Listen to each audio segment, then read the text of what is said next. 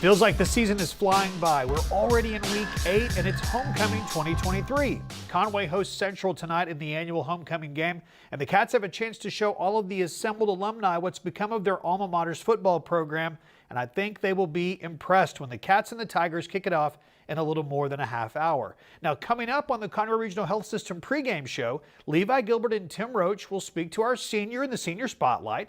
Coach Buck James will join them. We'll have Tim's 3 things, and we'll meet the starting lineup for the Wampus Cats. But first, it's the homecoming festivities live from John McConnell Stadium. We will head there next and enjoy one of the great traditions in all of high school football when we meet the court and we learn who the seniors that have been selected as Maid of Honor and Homecoming Queen are for Conway. That's all coming up next live on Conway Corp. Conway Regional has been the community's hospital for 100 years, providing high-quality, compassionate care. As our community continues to grow, we're growing alongside you to ensure all of your healthcare needs are met right here in Conway. When your family needs emergency care, you can trust our board-certified providers and exceptional team of nurses to provide you with the comprehensive care you deserve when you need it most. When you're facing an emergency, trust the care you'll find down the hallway, not down the highway. At Conway Regional, we're not just growing, we're growing together.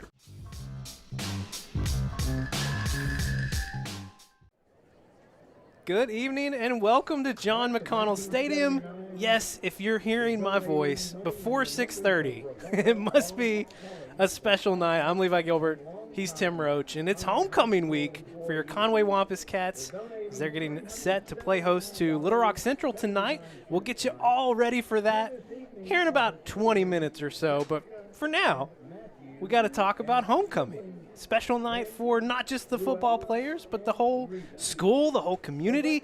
I don't know if you know this, but there's like a whole thing that goes into homecoming. It's quite the ordeal, and we're glad to be able to bring it to you live tonight. It is. I had someone say when they went to the pep assembly, it was their first time they'd been to the homecoming pep assembly, and the sentence was, "That's quite a production."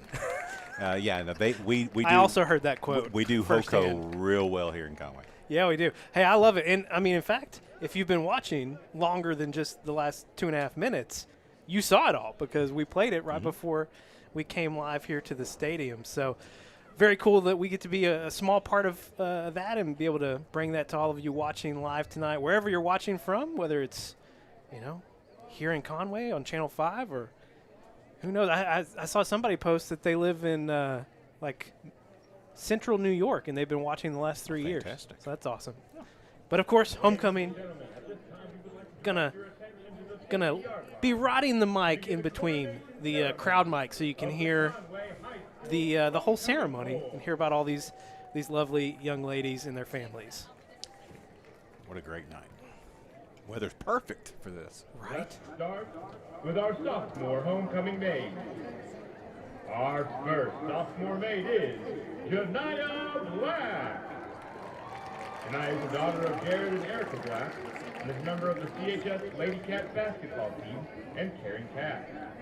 She's also a member of Trinity Missionary Baptist Church Youth Group, a player for Deb's Elite basketball team, and a player for Conway Junior's volleyball team. Janiyah enjoys cooking, shopping, and spending time with her family and friends. Tonight, Janiyah is escorted by her father, Jared Black. Got to give a huge thanks to Strain Photography for helping us with these lower thirds so you can see who these young ladies are. Big thanks to Strain Photography for helping us out with that. This evening is Olivia Frazier. Olivia is the daughter of Matt and Terry Frazier and is a member of CHS Caring Cat Ski Club, CHS Student Council, Conway Lady Cat Volleyball Team, and Fellowship of Christian Athletes. She's a member of Delta Beta Sigma Social Sorority, First Baptist Church, and 501 Volleyball. Olivia likes to spend time at the lake, travel with her family, paint, and play with her dog, Wrigley. She is escorted this evening by her father, Matt Frazier. Yeah, so the first Janiyah Black, sophomore for the Lady Cats basketball team. Then you've got Olivia Frazier, who plays for the volleyball team, and they're really good. They're really good. They finished the season undefeated in the Central. Love it. And the daughter of Michael Hargis and Jessica Hargis. She is on the CHS varsity dance team and a member of Caring Cats. She's also a member of Delta Beta Sigma Social Sorority and dances in stage door dance art. In her free time, Emma likes to read, volunteer, and hang out with her friends. Emma is supported by her father, Michael Harding.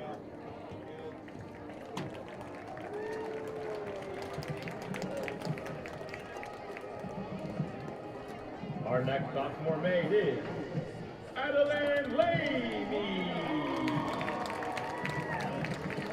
Adeline is the daughter of Adam and Tracy Lamy and is a member of Caring Cats and Fellowship of Christian Athletes. She is a competitive dancer on the company team for Rock City Dance Center in Conway. She is a member of Delta Beta Sigma Social Sorority and has recently been to Nicaragua on a mission trip. In her spare time, she enjoys napping, playing pickleball, and volunteering in her church nursery. Adeline is supported tonight by her father, Adam Lamy. So Adam Lamy is a former Wampus cat. He's very involved in the community. Great family, know them very well. Tita's daughter of Among Left. She's a member of Key Club, Future Farmers of America, and the CHS track team. In her spare time, she enjoys doing her nails, cooking, sleeping, and working. Tita is supported tonight by her father, Conway Corp. My favorite is always the ones that say they enjoy sleeping, because I can relate. No. Did not sleep much this week, though, so I got to. Getting in this weekend. Our final sophomore maid this evening is Georgia Pierce. Georgia is the daughter of Jonathan and Amanda Pierce. She's a member of Sharing Cats, Beta Club, Chick-fil-A Leadership, Fellowship of Christian Athletes, Delta Beta Sigma Social Sorority, and the CHS Cheer Team. Georgia also represents the sophomore class on CHS Student Council. She attends New Life Church and is a member of the student ministry at First Baptist Church. She enjoys reading, hanging out with her friends, baking, and spending time with her family. Georgia is supported by her father, Jonathan Pierce. I'm in a life group with men's group with Jonathan Pierce, and if she's anything like her father, she must be good character. That's a great name, Georgia. You don't see that much anymore. That's awesome. Old school Southern name. Our first junior maid is Now the junior maids. Addie Bartholomew. Addie is the daughter of Christian Corey Bartholomew. She's a member of CBS Social Sorority and plays for the CHS Soccer Club. In her spare time, she enjoys volunteering in the community, cooking, and drawing. Addie previously served in her class as a sophomore maid on the CHS Homecoming Board. Addie is supported tonight by her grandfather, Ron Thomas.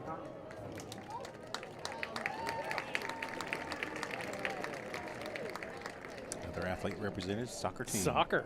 Next, we have junior maid, Kendall Black. Kendall is the daughter of Reagan and Tina Black and is a member of the CHS varsity dance team. She is also vice president of Black Youth Union. Kendall enjoys doing makeup, shopping, reading, spending time with family and friends, and creating art. Kendall is supported tonight by her father, Greg Black. The Conway High School dance team, by the way, they are fantastic. They're a very talented crew. I saw recently they And now let's placed meet like first in a junior few maid, events at some tournament they went to. They're legit. We know this family. Oh, yeah. He's supposed to be running the chains tonight, but it doesn't look like he's going to. He's got more important things to do too. And he tells the good jokes, apparently, because he has Gray left. Gray plays on the volleyball team. And Greg was a center for the Wampus Cats way back in the day. And again, he and his wife, Chrissy, very engaged in all things Wampus Cats and in our community. Good family there. Being outside, going to church, playing tennis, and annoying her theater teacher. She is escorted tonight by her father, Craig. Annoying her theater teacher? Are they talking about Craig there? Yeah, maybe not. I love it. Our next junior maid is Ellen Kendrick. Ellen is the daughter of Greg and Jennifer Kendrick. Dr. Kendrick. Conway varsity dance team, caring staff, student council, and fellowship of Christian athletes. Ellen is also a competitive dancer for Stage Door Dance Arts and Dance and Conway First Baptist Church Student Ministry. She enjoys playing guitar, reading, and watching Survivor with her family. Ellen is escorted this evening by her father, Craig Kendrick. Dr. Greg Kendrick and his family, one of the best families in the city. Just there, you don't get much better than that family right there. Up next, junior maid, Catalina McCarthy Galvin. She's daughter of Eric and Dana McCarthy, and is a member of Caring Cats, Fellowship of Christian Athletes, Key Club, the CHS varsity tennis team, and is a teacher cadet. She's also a member of Delta Beta Sigma Social Sorority, works in the children's ministry at Fellowship Bible Church, and is also a member of Woodland Heights Baptist Church. In her spare time, she enjoys bullet journaling, playing tennis, and hanging out with her friends. Tonight, she is escorted by her father, Eric McCarthy. Another sport represented. She's a member of the varsity tennis Our team. next junior maid is Adele Muyaga. Adele is the daughter of Rose McEwen. She's a co-captain of the CHS Step team, a member of the CHS band, the CHS color guard, and the Stands Majorette. She is a member of the at-home team, enjoys creating online content, networking, doing hair, and gardening. Adele is escorted by her mother, Rose McEwen. It's a beautiful name. Yeah. Adele. Yes. Our final junior maid is Shirley Orellana. She is the daughter of William and Maria Orellana. She is a member of the CHS Key Club, Skills USA Leadership Team, and a participant in the CHS musical production. She enjoys baking, painting, listening to music, and spending time with her family and friends. Sarah Lee is escorted by her father, William Orellana. William's got it figured out with the tie. Yeah. That is how I would be rocking it. I appreciate that. Thank you to our junior maids. And now it's time. All right, that's all of our junior maids. Time now for our senior maids. Our first senior maid is Bella Bartholomew. Bella is the daughter of Chris and Chloe Bartholomew. She is a member of the CHS soccer team and Caring Cats, as well as Delta Beta Sigma Social Sorority. Bella volunteers with the Community Connections Program, enjoys hanging out with her family and friends, playing soccer, going to church, working with children, and playing with her hammer. Bella is escorted tonight by her father, Chris Bartholomew. So sisters Addie and Bella. And now it's time to meet senior maid, Emily Blair. Emily is the daughter of Kelly and John Blair. She's a member of National Honor Society and plays the flute for the Conway High School Band. Emily enjoys shopping, hanging out with her friends, driving around Conway, and playing the flute. She is escorted this evening by her father, John Blair. I wonder if she knows the old cruising area of Conway back in the day. Probably not. Probably different now. It is a little Probably bit different now. Coles now. It could be And Coles, next that's right. we have Oh no. senior maid, We lost the mic there for a second. Kayla. Jamie is the daughter of Sui Ling Savita and Edgar Saravia. She is a member of Student Council and Karen Cass. Jamie enjoys hanging out with her friends, shopping with her mom, watching Netflix, and taking naps. Jamie is escorted tonight by her brother, Jaden Savita. Gotta give some props to the band providing the mood music. The Sabres are being presented tonight. Is that the ROTC? I believe so, yeah. Our next senior maid is Brooklyn Ferguson. Brooklyn is the daughter of Robert and Sharon Ferguson and Amber Ferguson. She's a member of Student Council, Karen Cass, National Honor Society, with CHS Lady Cat Volleyball Team, Delta Beta Sigma Social Sorority, and is looking forward to being in the musical this spring. In her spare time, Brooklyn enjoys reading, painting, hanging out with her family and friends, and watching crime documentaries. Tonight, she is escorted by her father, Robert Ferguson. Major contributor on the volleyball team, and I know this from her senior night. She's going to go to the University of Arkansas majoring in architecture, which means that she will have zero social life for the next 4 years of her life. Wow. It is the hardest college up at Fayetteville. Belle is the daughter of Darren Irving and Julie Thomas. Belle is a member of Key Club, Beta Club, National Honor Society, Caring Cat, CHS Student Council, and Delta Beta Sigma Social Sorority. She was elected as a member of Senator John Boozman's Congressional Youth Cabinet. She is a competitive dancer for Sunshine Dance Academy.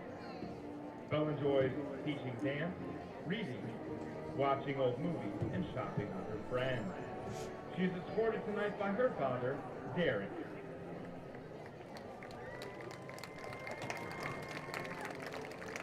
Ladies and gentlemen, Belle Irving.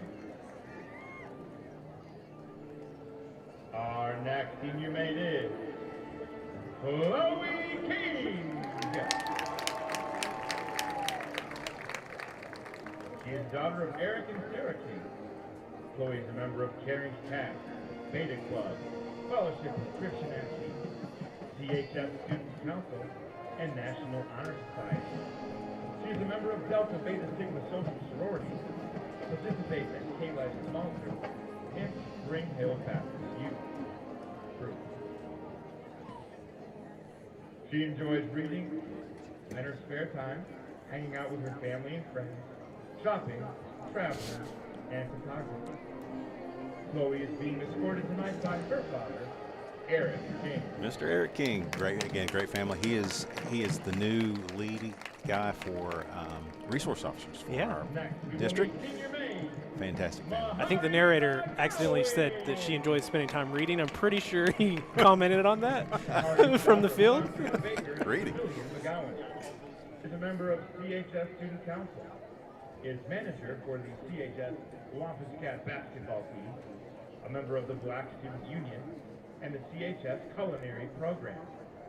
Mahari is also a member of the Conway Area Youth Leadership Institute and is a debutante for the Central Arkansas Sphinx Foundation.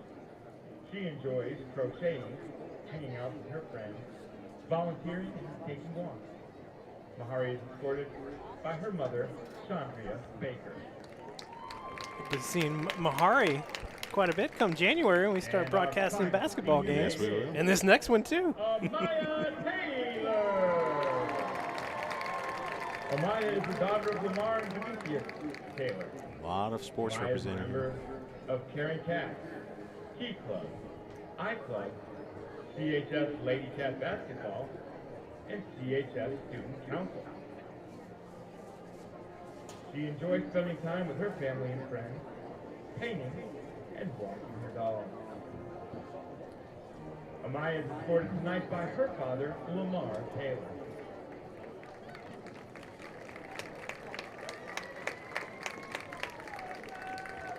The countdown for Lady Cat basketball is already on.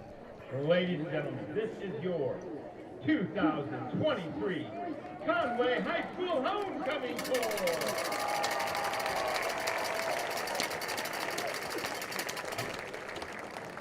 At this time, you will recognize the CHS Maid of Honor and crown the 2023 Homecoming Queen. Your 2023 CHS Homecoming Maid of Honor is Amaya Taylor. All right, Maid of Honor, Amaya Taylor. All right. Congratulations, Amaya. Being presented with a bouquet of roses from the Conway High School principal, Dr. Kate Worley.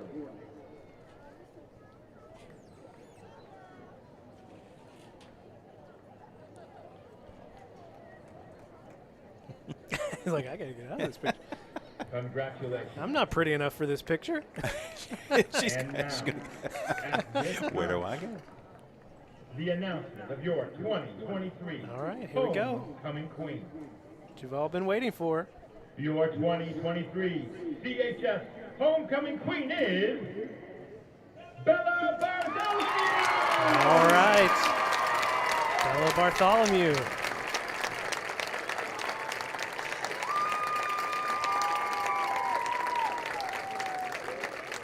Bella is being crowned by the 2022 CHS Homecoming Queen, Nakia Jones. She is being presented with a football signed by the Conway High School senior football players by Student Council President Aiden Esslinger.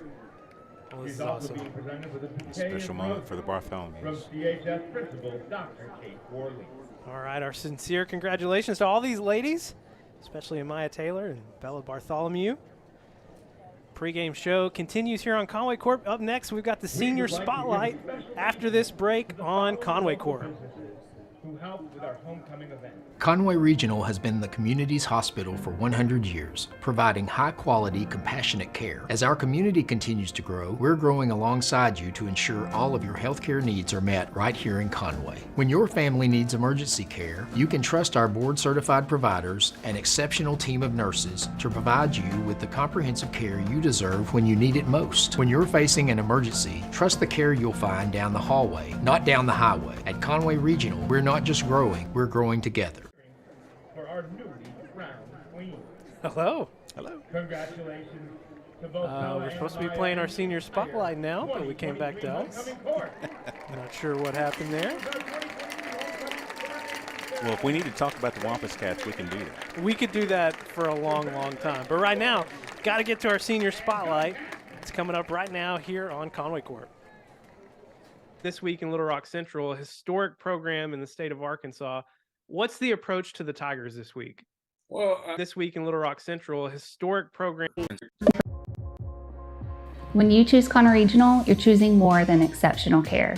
You're choosing a healthcare provider that's deeply rooted in your community, where our doctors and staff are your neighbors and friends. With 9 primary care locations in 5 counties, we believe in building lasting relationships centered on trust and personalized care. Take control of your healthcare journey with us as your dedicated partner. Schedule your appointment today and let our family take care of yours.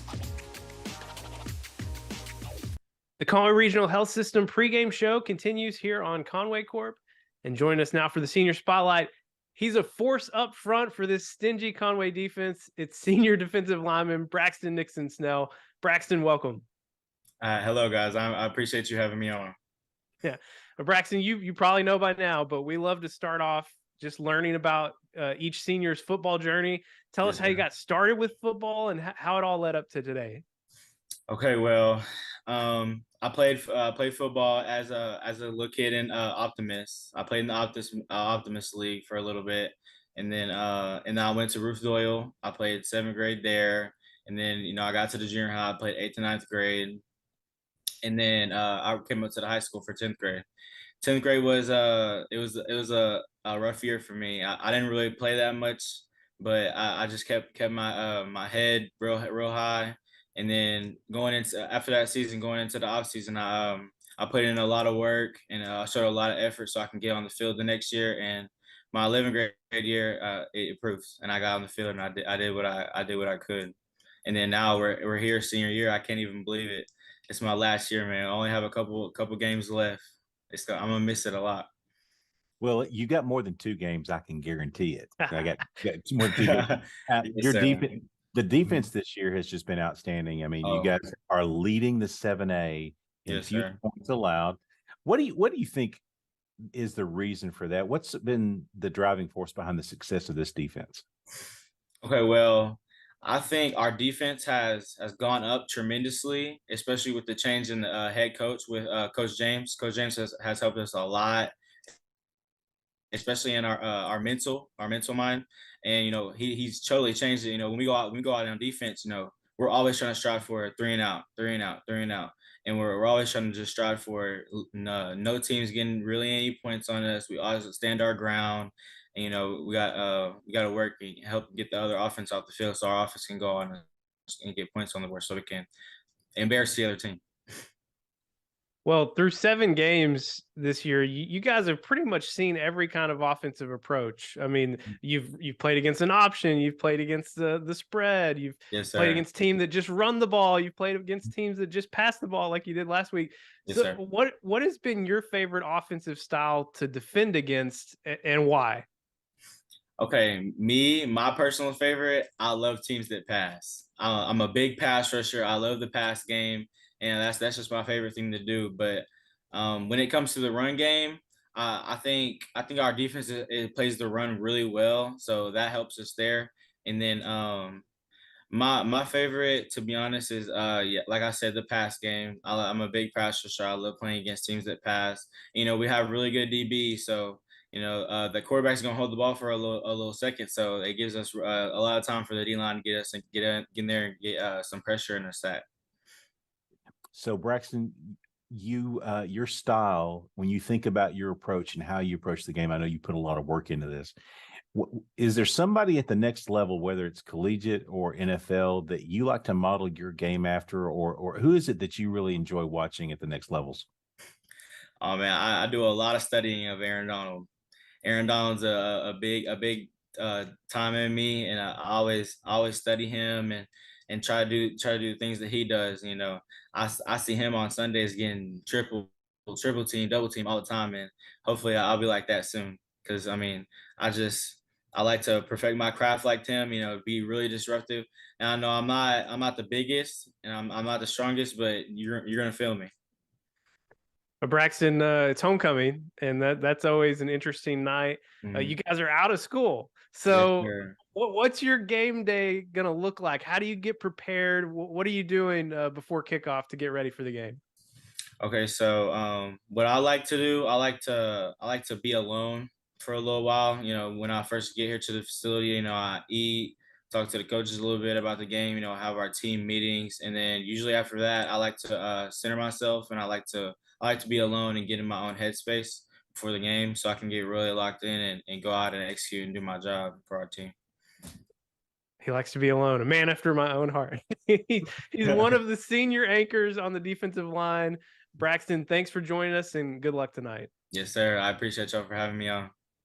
Conway Regional has been the community's hospital for more than 100 years, providing high-quality, compassionate care. As our community continues to grow, we are growing alongside you, ensure all your healthcare needs are met right here in Conway. Our award-winning team, led by board-certified interventional cardiologists and emergency physicians, delivers one of the state's best door-to-balloon times for emergency heart care when you need it most. So when you're facing a heart emergency, trust the care you'll find down the hallway, not down the highway. Welcome back. It's time now for the Coach Buck James Show. Coach has been preparing his team for a week that traditionally can bring some distractions with it. We'll see how the Cats handle all of that in a few minutes. Right now, though, let's join Coach along with Levi Gilbert and Tim Roach. Thanks, Jeff. Coach, congrats on another victory last week. Your team remains undefeated, 7-0. But it wasn't always pretty last week at Northside. What were your key takeaways from the game? Well, I think, it was a good win, first of all, because it's always good to win on the road. And then you go to a historic place like Northside that's won all those state championships. And then they turn around and put about 10 guys that played on the NFL up there on the board as well. But I thought they were very talented at receiver. I thought they were very talented at linebacker. I thought they were very talented at nose man. And, they gave us some bad stuff, but that's because they were good players too. And, you got to give your opponent some credit. I mean, I know everybody plays it on paper and they compare scores and this, that, and other, but, they were sort of a bad matchup for us. And, they have a good team. They have some good players. They just hadn't been able to put it together as a team yet. And I think you're seeing some of that come around where the guys are playing a little bit better than they did at the beginning of the year. And you see it out of Jonesboro, you see it out of them, and I think you'll see it out of Cabot a little bit. And I think it's a situation where you have so much coaching carousel, coaching changes, and then and then guys are trying to rebuy into a program and everything. And I think that you'll see that teams will play other teams a little bit differently than they did other people because of the matchup situation. And anytime we play a team that's got good receivers or a team that's got a good linebacking core or secondary, I think will give us problems. And I think we have to work through them. And I thought in the second half, I thought our guys did a really good job of settling down and playing football. And the thing we got to quit doing, and I've said this to our kids time and time again, is we can't have a bad play and then have a bad quarter, then have a bad half, and we've got to iron out some of the stuff. We got to be cleaner, and we got to play without so many penalties. And if we can do that and we can put some stuff together, we got a chance to be a really good football team. Well, Coach, that leads in exactly into my next question, which is I've told people in the community that I've talked to, they always want to talk about the Wampus Cats. And I've said, well, they're dangerous right now. And if they get it all put together, they're going to be downright scary. We've talked over the last couple of weeks about offense and defense and kind of their progress. When you look at your team as a whole, how do you see that progress? Are they as a team getting to where you'd like for them to be? Well, they're definitely playing harder. I think we're playing a lot harder. If I go back to team camp or I go back to Morrilton scrimmage, the progress we made on just our effort, our intensity, our ability to want to be successful is daylight and dark difference. And I think we're conquering that. Now, I think our football IQ or our in-game discipline needs to keep improving. But we have some guys that are really stepping it up. We have some guys who really want to be a part of a good football team and really making the sacrifices and commitment. We're playing a lot better in JV. We're playing a lot better with our sophomore group. Every group is improving. What we've got to do is clean it up and play with more discipline and play with a lot better football IQ. And that's situational football. And, knowing where the sticks are, knowing how the game's being officiated, the attention to little details, those are things that we've got to keep cleaning up. And, the big things, we're not going to fix those right now, but we can fix the little things. And we've got to be a lot better at detail of what we're trying to get accomplished and hold ourselves accountable to ourselves. Coach, the stats have matched up so far with where we are in the standings. Your Wampus Cat offense leading the 7A Central in scoring. Your defense has given up the fewest points in all of 7A. But we've had several games against opponents who are struggling a little bit. And we have another one this week in Little Rock Central, a historic program in the state of Arkansas. What's the approach to the Tigers this week? Well, it's not about us playing Little Rock Central or playing Coach Robinson or anything like that. What we've got to do is go out there and compete against ourselves. And we've got to go out there and play extremely fast. We've got to go out there and play with great discipline. We got to want to play a clean football game, be aggressive, be really physical, and play really fast. And the rest of it takes care of itself. And, Coach Robinson's looking for morsels. He's looking for small victories. He's looking for his team to play a little bit better in each quarter or each game and each series. And, he's trying to build a program over there, and they're looking for different things as well. And I think both teams have got to go out there and try to work on themselves, try to get better, try to play faster, try to play cleaner, and execute to a high level of football. And when they do that, they're pretty good. I've watched them in goal line stands. I've watched them in, third and longs, and they do some good stuff. And but he's trying to do the same thing we're trying to do, and we're both trying to get our programs to the next level. Well, it's homecoming tonight for the Wampus Cats, and we're all thrilled that Coach Buck James now calls Conway home. Coach, we appreciate your time and good luck tonight. Hey, guys, I appreciate it. And I appreciate the sponsors who do all this and letting me come in here and talk a little football with y'all every week. I really appreciate it.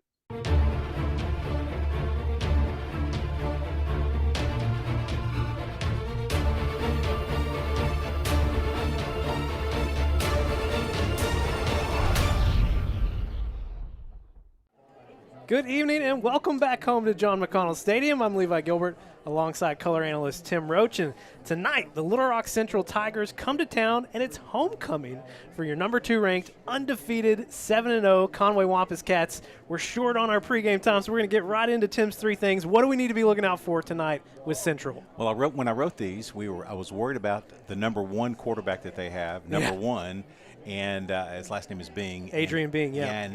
But he's not playing tonight. It looks like he was in Civies. He got hurt at the end of the Cabot game. So controlling the edges, though, is still important because this is a fast team. Yeah. We have to control the edges. Secondly, I would say, we've been very good defensively. We've been the best defensively in terms of fewest points. We haven't had that many turnovers. We've got a few interceptions. I'd like to see us create some more turnovers, give our offense a chance to get the ball a few extra times. And then the last thing is something that we've been talking about for a while now, playing so hard but creating some penalties as we go along the way. We've had 12, 13, and 13 penalties the last 3 games. Need to clean those up. Not good. Not good, Tim Roach. We do need to clean that up indeed. All right, let's go ahead and take a look at your starting lineup for tonight.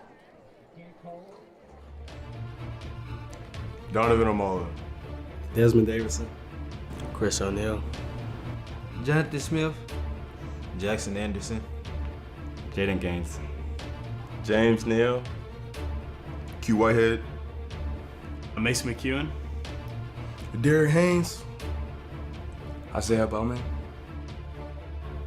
Marquise Duckett, Monterey Jones, Braxton Nixon Snell, Griffin Sherrod, Ben Chandler, RJ Chapman, John Paul Saxton, Trez Hammond, Tyus Carr, Jacoby Wade, Noah Files, Max Owen, Austin Watkins, Major Mahar. All right, here come your Wampus Cats, perfectly queued up as they enter the field tonight. 7-0 on the year, 4-0 in 7A Central play, playing host to the Little Rock Central Tigers. Let's go ahead and see what's happening around the rest of the 7A Central tonight. You've got Bryant at Cabot. That's going to be interesting matchup. Jonesboro taking on Little Rock Southwest. That's also interesting. And Northside and North Little Rock. I mean, all these games are interesting. Yeah. This one is a little bit different because it's the top end versus the very bottom end of the conference. But yeah, boy, these are some critical games. Teams playing for a playoff position. Yeah, I've been talking about it the last few weeks, but Southwest entering the stretch of their schedule that gets a little bit easier. I mean, none of them are easy, but they've already played Bryant, they've played us, they've played Cabot.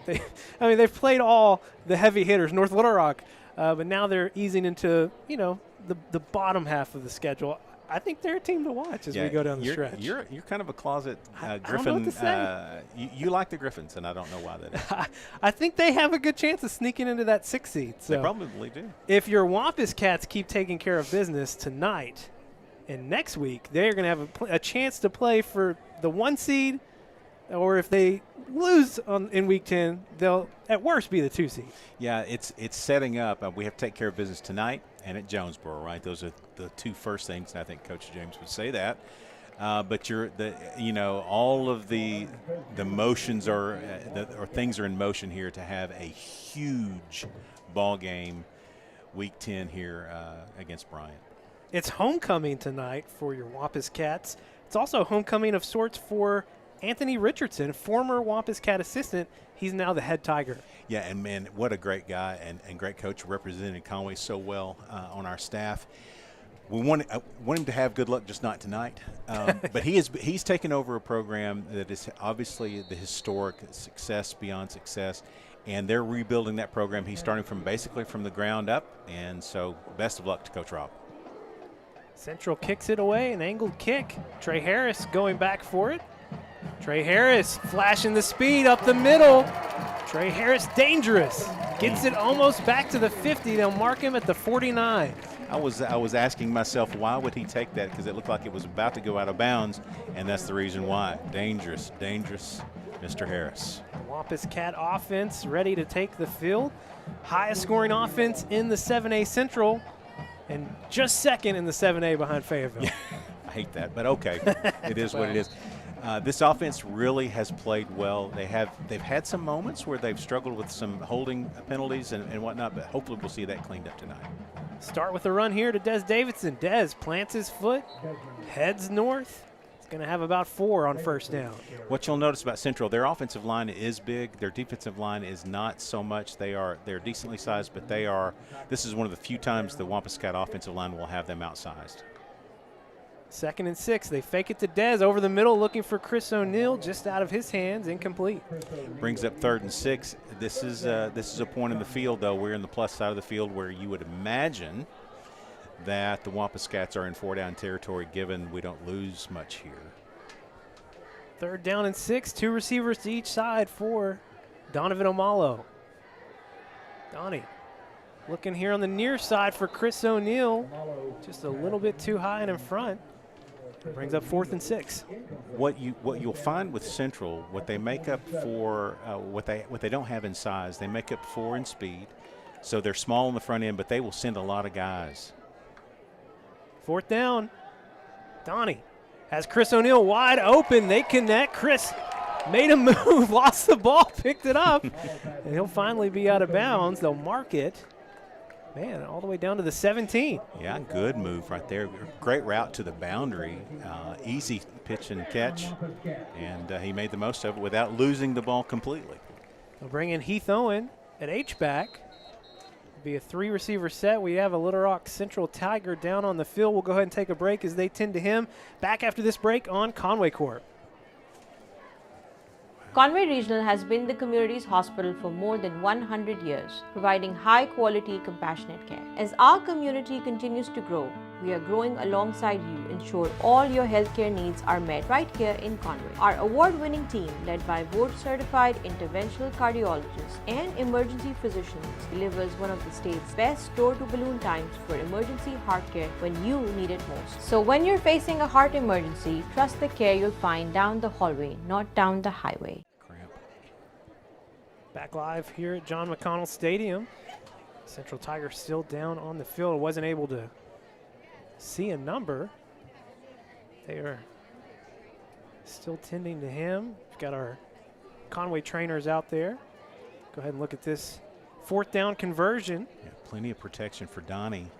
Wide open on the boundary. Now he makes the turn and is going to make something extra of this. Now, he'll score if he doesn't drop the ball there. Great job to pick it up and got a great bounce back for him. Yep. All right, back on the field. It's 1st and 10 for your Wampus Cats at the 17. With Heath Owen in at H-back. The handoff to Des. Des working that left side. And he's got about 8 yards on first down. Great block that time by Mason McEwen, and really kind of that's a different kind of Des right there. A little bit of a kind of finding his way through instead of the slasher. Kobe Irwin swaps in place of Heath Owen. They fake it. Get it out to Kobe on the screen. Kobe's going to get inside the 5 for a first down, 1st and goal upcoming. Great little play, hoping to get up Kobe. Kobe's still down. That is no good. He's walking gingerly on that ankle, it looks like. But that's a great play. I love that play. Kobe Irwin can catch the ball. He's pretty good out of the backfield. 1st and goal. Donnie keeps it. Donovan Omalo from 4 yards out gets the Wampus Cats on the board first. You said his name. I know his name. Donovan Omalo. I know it. 100 number 101. 101. He's starting a new centennial there. Goodness gracious. That was a great read by Donnie that time. They had the read option, and they had the running back pretty much locked down, and so it was all Donnie at that point. Extra point is up and good. 7-0 Conway on top. Back after this break on Conway Corp. For communities to grow, there has to be investment from different people. First Community Bank has been awesome. Whatever we need, they're there. First Community Bank has been great to us. It really has. When we took this journey and she started just everything from A to Z, even now, I feel like she has that open line of communication. First Community Bank is a customer of ours, and we're a customer of theirs. When we got the community center going, things just fell together. First Community leads the pack on giving back. Well, the first 3 plays, a little problematic. Wampus Cats got in 4th and 6, got a big conversion, and then marched the rest of the way down the field, and a keeper from Donovan Amalo. Yeah, I mean, really, other than the first couple of plays of not getting exactly what we wanted, a couple of misconnections, it was really anything we wanted to get there. And again, the only downside for that drive is kind of a nicked up Kobe Irwin. So he's on the trainer's table right now, getting looked at, looking at ankle, I think. Here comes Central on the return. It's Ronnie Williams, big hit for no fouls. Well, I mean, he's the starting safety, but he is Mr. Special Teams. This guy is unbelievable in special teams. What a great tackle there. I was admiring this on the kickoff coverage a week ago at Northside. On the weekend, I go back and I log, the big plays from the game. And, man, every time we kicked the ball off, it seemed like we were stopping them inside the 15. It was just over and over again. And it's Noah Files a lot of times just flying down there, making a great open field tackle. It's really, really good. Here's Donnie, good read right that time, and just zipping it into the end zone. Untouched. Nice. Yep. Our first look at this Central offense, swallowed up immediately behind the line of scrimmage. Griffin Sherrod. He's a different kind of dude. I mean, this guy, he's high energy, really good side. He's like your prototypical at this level defensive end, but he is high energy. I like the way he tackles. Paxton Clegg playing quarterback for Central. The handoff again here on 2nd down. John Paul Saxton makes first contact. Kesey Stuckett coming in to clean it up. Yeah, they run into each other in the backfield. And again, you're going to have one quarterback at least right now that we think of. He's been kind of their throwing quarterback, whereas Bing was their all-everything quarterback. So it's all number 16 for them tonight. 3rd and 11 upcoming. Clegg will pass. Looking deep. Just overthrows. It'll be 4th and long. And Central will bring on the punt team. Ben Chandler with the pressure, and that's a little bit of the problem that Central has. They've got to figure out, and when you watch film on them, is that the deep ball is really not there. They don't have time for that deep ball to be set up and thrown to, and so really the only thing that's really of value to them are the screen passes. You should see a lot of screen passes tonight from them because the pressure is just too hot to the quarterback. Just didn't have time for the deep ball. They get the punt away just barely. Jacoby Wade will fair catch it at about the 36 or 37, and it's going to be a short field for Conway. And Tice Carr, who was flying in to get a piece of that, got nicked up as well. So he's coming off the field. That's the good news on his own power, but he's not moving like a normal Tice Carr. So a couple of guys. I know you don't like that. No, they're continuing to look at Kobe Irwin as well. Man, 4 receivers to the far side as we start here, including C.J. Neely in the slot. Jaden Gaines here on the near side. Empty for Donnie. Donnie looking for Jaden on the comeback. Great route from Jaden, and he's got a first down. Fingertip grab on the boundary. That's a great throw by Donnie with a guy flying in his face. Now, they line up 3. But they will go 4 or 5 to the quarterback. That's one of their key things is just to get fast pressure on the quarterback, make a decision quickly. Stick with the empty set. Another quick pass to Jaden.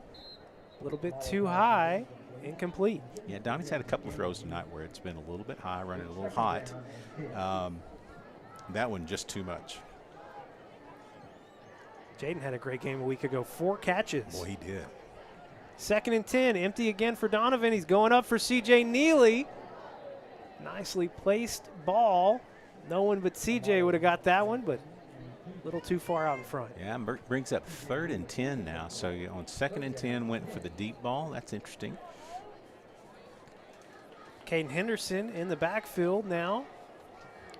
Might try to pick up just a few yards to make it manageable, and that would be one way with an offsides. They didn't get it.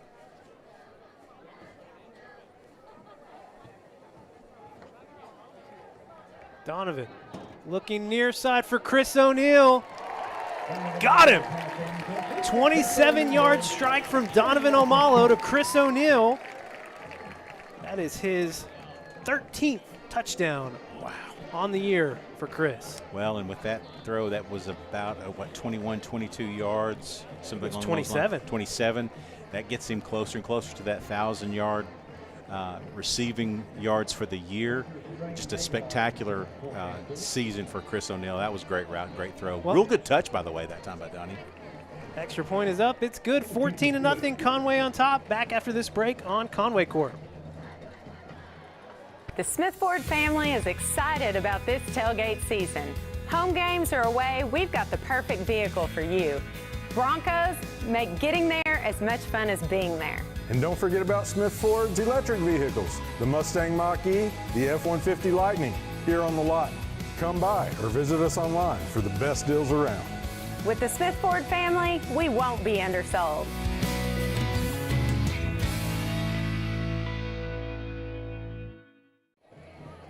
Tim Roach, you mentioned it going into the break, but coming into the game, Chris O'Neal was 47 yards away from 1,000 on the season.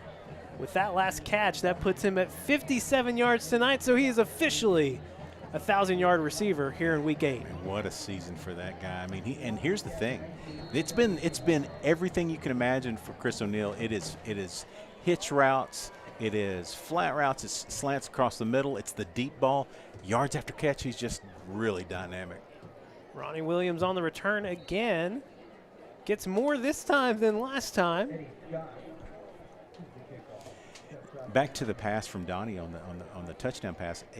One thing I noticed, 2 or 3 of the throws in that drive, and actually one in the first drive, high and firm were his throws, and especially to the boundary, he was really putting a lot of zip, leading the guys a little too much. With that throw there, kind of set his feet, almost like he took a breath and then threw it and put it in a spot where only Chris could catch it, but it was really right there. So nice adjustment by Donnie with that throw for the touchdown. Like Central's trying something a little different here. That's weird. Not sure what this is. Oh, they're trying to hit and play. Yeah. Who ended up with it? Seemed like Conway. Well, John Paul Saxon sniffed that out. Yeah, they had it bunched up and had a guy low and trying to kind of a hidden ball play, but the Wampus Cats were picking that up. That's a good job by the defense. It's going to be a loss of 3, 2nd and 13 coming up. They keep that tight huddle again.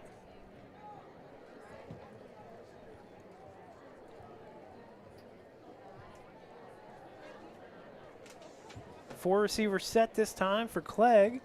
Hands it off. Man. Austin Watkins got first contact, and Ben Chandler coming in. I mean, it's so, as a running back, that is tough. Here's the thing. I mean, Central was behind the 8 ball to start with anyway tonight. But yeah, you mentioned it earlier. Their best Bing, athlete, Adrian Bing, in street clothes, unfortunately for them. He took a lick near the goal line, actually his own goal line, against Cabot late in the game last week, and did not return. And I was wondering if that was going to be a problem tonight, and it is. And that's a problem on both sides of the ball for Central. 3rd and 13, Clegg. Under pressure, Austin Watkins forces him up, and it's Ekman with the sack. That didn't feel good. Ekman with a clean shot right there, cut him in half. It was nice. 2nd sack of the year for Keyshawn Ekman. Man, that was nice. Got pressure up off the backside, caused him to step up into the pocket. Unfortunately, he stepped right into Ekman. nowhere to go to get away from this Conway defense. It's 4th and 19. They'll bring on Malachi again to punt.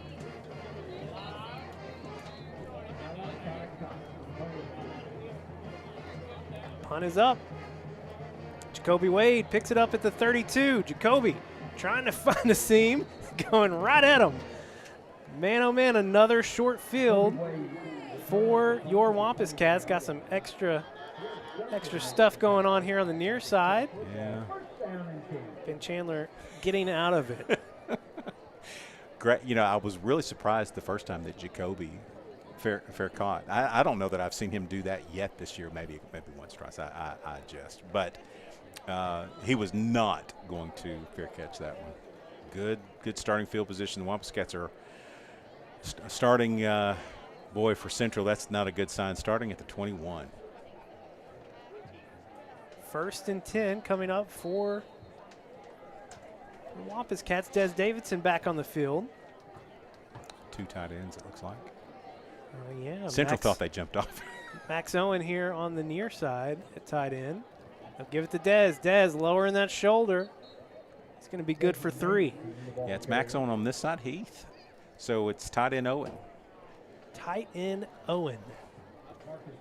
I've been meaning to ask, are they related? I don't think so. And I may get in trouble for that, but I don't think they are. 2nd and 7. Stick with Des. Des. He's going to be picking up another 2 here. You know, it was a great move just to get that. Yeah. I mean, he immediately was faced with a defender as soon as he got the ball and made one good step to get away. That's some quick feet by Des. They go back to their base set, 4 receivers on 3rd and 5. Donnie flushed out here to the near side. Looking back over the middle for Jonathan Smith. Out of the fingertips, Jonathan having to get high to try and get that one. That's that speed pressure that Central can put on you. I mean, that's something they can do. And they got loose on the outside edge, and Donnie looked, and normally when you're there, that's an end or at least a big linebacker, and so you've got enough speed to get to the edge. He didn't have time. No hesitation here at all. They keep the offense on the field. Tried to get the first down there. Empty set. Central does not jump. 4 receivers here on the near side. Jackson Anderson split out on the far side. Donovan gets rid of it quickly to Des Davidson. Des makes a cut, and he's going to be down inside the 5, so they convert again on 4th down, 2nd time tonight. 1st and goal upcoming. Yeah, that was a great throw. Good read by Donnie, and a great turn up field. He caught it with about 6 yards to get to the 1st down. Designed rollout here on the near side, looking in the back of the end zone. Got him, Chris O'Neill. 2nd time tonight that pair has hooked up. 14th touchdown on the year for Chris.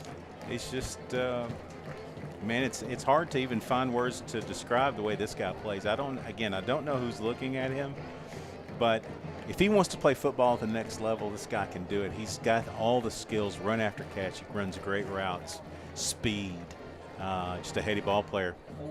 That's a great throw, by the way, on the rollout to the back of the end zone, and which is well done. 21-0, Cats on top. Back after this break on Conway Corp.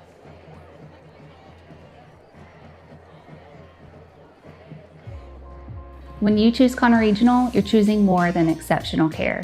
You're choosing a healthcare provider that's deeply rooted in your community, where our doctors and staff are your neighbors and friends. With 9 primary care locations in 5 counties, we believe in building lasting relationships centered on trust and personalized care. Take control of your healthcare journey with us as your dedicated partner. Schedule your appointment today and let our family take care of yours. Live tonight here in Conway. It is week 8. Your Wampus Cats undefeated, ranked number 2 in the state. And it's been all Conway so far, 21-0, and Central just hadn't been able to get really any positive yards yet. Yeah, no, they're negative, right? They have negative 10 rushing and no yards passing. And so, man, it's been tough. And they've not started in good field position either until now. Conway trying out a little onside action there. That's interesting. They haven't had to do that yet this year, so not something that they've got any practice in during game. Yeah, no, and I will tell you, it's a situation where you're probably gonna have to have that ability at some point in time. So good chance to get that in just to work it out. But great starting field position for the Tigers, though.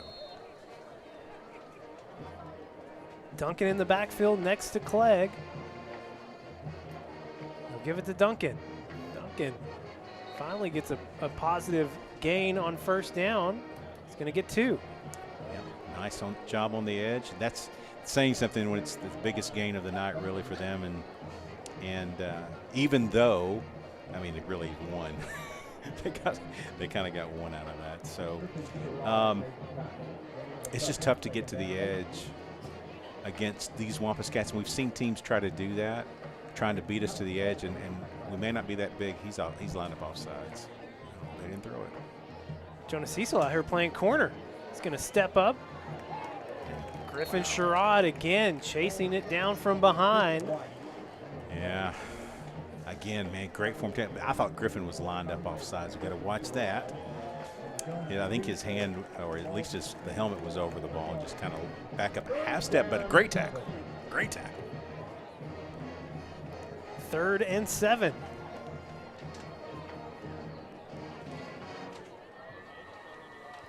Clegg fakes it.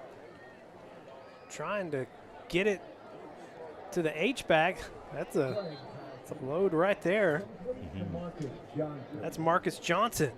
Yeah, he gets a first down. He plays linebacker on defense, and when you talk about just kind of if you take a look at their team, 40 stands out. He has that look and feel of a really good athlete, and boy, built for the game. That's for sure.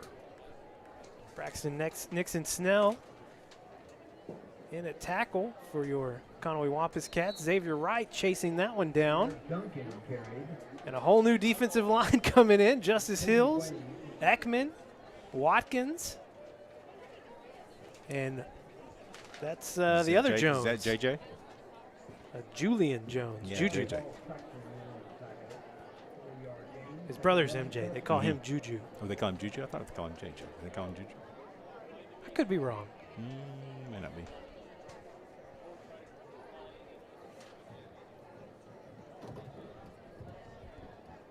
Second and 7. Johnson in motion. Clegg will hand off. Good run. Central finding some life here. Duncan's going to have it real close to a first down. Well, I say real close. I thought he was closer than that. They're in 4-down territory. They're not. You won't see them stop here, but they have found a couple of spots here. They'll give to Duncan again, working that left side. Nowhere to go this time, though. He'll be lucky to get back to the line of scrimmage. Yeah, I think they're going to give him the line of scrimmage, and it was a quick pop. I mean, they can't do anything that's taking a little bit of time. So 4th and 3, screen pass is probably in the offering here. Tried to draw the Wampus Cats off sides. That didn't work.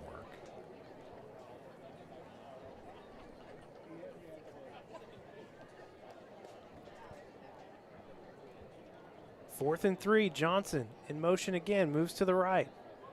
Clegg going deep on 4th down. Trez Hammond right there. Who's going to end up with it? Is it Trez? I don't know who they're going to. Ronnie Williams is going to pull it in. Wow, he wrestled it away. Trez was right there. Thought he had the pick. Had position. Thought he had the pick. He just wrestled away from him. MJ Jones checking back in. Kesey stuck it in as well. 1st and goal. Kesey stuck it coming off that edge. It'll be interesting to see how the pride of the defense. I mean, you heard Braxton talking about it in the pregame. They just don't want to see anybody score. That's kind of their mentality. And so now they're in the red zone, deep in the red zone. 2nd and goal from the 7. That looked like motion. Looking in the back of the end zone, just nobody there for Central. Yeah, it looked like they were in motion there, but no call. And we're at 3rd and goal now from the 7. Central finally finding a little bit of confidence here. Yeah, they've had 3 or 4 really good plays. That was a great pass on 4th down. Trez had it locked up and just didn't come away with the ball. Odell split out here on the near side. Clegg's going to keep it. R.J. Chapman got him down. It's going to be a loss of what, about 4 or 5? Yeah, that was a great tackle by R.J. I mean, there was, I don't think it was going to get a result in a touchdown, but there was a little bit of space there after him, and he did a great job getting to the quarterback. Well, that will bring on Eddie Hanley for the field goal attempt. It'll be a 29-yard attempt from Hanley. No good. He had the distance. Defense holds. 21-0, still the score. Back after this break on Conway Corp.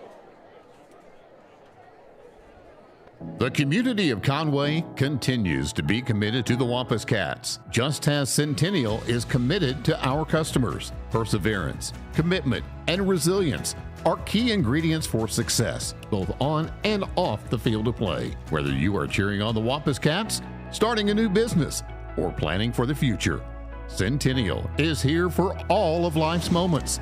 Let us be your partner. Centennial Bank, member FDIC. First plays, we start from the 20 here. Is a handoff to Caden Henderson. Caden's got about 5 yards on first down. A good move, but he's got really good, a good wiggle right at the line of scrimmage. He does that very well. Colin Crofton at guard. Give it to Caden again. Oops. Ball come out. He was down. He was down. Well, if the spot is good, I think he's going to have a first down. May have it. Yeah, the ground caused the fumble, and it is a first down. But that's 2 balls, though, that have hit the turf. Both Wampus Cats are on. Get our first look at Trey Harris in the backfield. Trey had a touchdown last week at Northside. Yeah, man, broke open for about, 30 yards or so, and Donovan will be passing here on first down. Out on the far side, connects with Kordsmeyer. nice. That is Blake's second catch of the year. Great catch there. Right at the line again. Just short, brings up 2nd and 1. Donovan going to have to come here near side. He's got Chris O'Neal hauling it in. First down at the 42. So can we talk about that now? We've talked about everything else with Chris O'Neal. His ability to get his feet down at the boundary. He's done it so many times this year. Just tappy right there on the sidelines. Nice. Nicely done. 31 seconds left to play here in the first quarter. We'll give it to Harris. Harris right up the middle. He'll get it to the 40. Not a bad carry. Brings up 2nd and 7, 2nd and 8. Get one more play in, looks like. High snap. Donnie gets it down. Fake looking over the middle for Jaden Gaines. Quite a bit of contact there, but no call. Stops the clock with 9 seconds, and we got another Central Tiger down. It was interesting. He actually went down right before the snap of the ball and literally just kind of fell to the ground. Again, don't know what's up there. All right, they're going to bring out the trainers. We'll take a break as they tend to him. Back after this break on Conway Corp. Hi, I'm Jeff Matthews. You've probably seen commercials like this one for Conway Corp TV, our streaming video service. And maybe you thought you would get around to calling and making the switch. Well, I'm here to remind you to make the call. Now is the time. Stream your favorite channels of live TV at home or on the go on the Conway Corp TV app. You'll love innovative features like Restart TV, Replay TV, and the Cloud DVR. Call us at 501-450-6000 and make the switch to Conway Corp TV today. We come back live here. That was number 48, De'Aaron Simpson, coming off the field. It's 3rd and 8 for your Wampus Cats. Caden Henderson checks back in. Receivers on the far side coming in to a bunch. Donovan gets it out quick, looking for Caden. He's pushed down here on the near side. Flags coming in. That was Pierre Duncan. We haven't mentioned this much, but A lot of Central Tigers playing both ways, and Duncan's one of them. Yeah, I mean, Coach Robinson is trying to get the best athletes on the field for them right now. That's really kind of the key thing. I mean, yeah, you want to build capabilities, but you've got to be competitive, and he's just trying to get the best players on the field that he can. And unfortunately, when you play an offense like this, if you're playing both ways, man, that's a lot to ask to never come off the field. Tough task. Moves the ball to the 25. Donovan going deep. Got him. Jackson Anderson. Deja vu. We saw it a week ago at Northside. And him and Donnie connect again here tonight as we close out the first quarter. Same route, same result. Touchdown, Jackson Anderson. The Wampus Cats an extra point away from 28 points here in the first quarter. Major Mahar on for the extra point.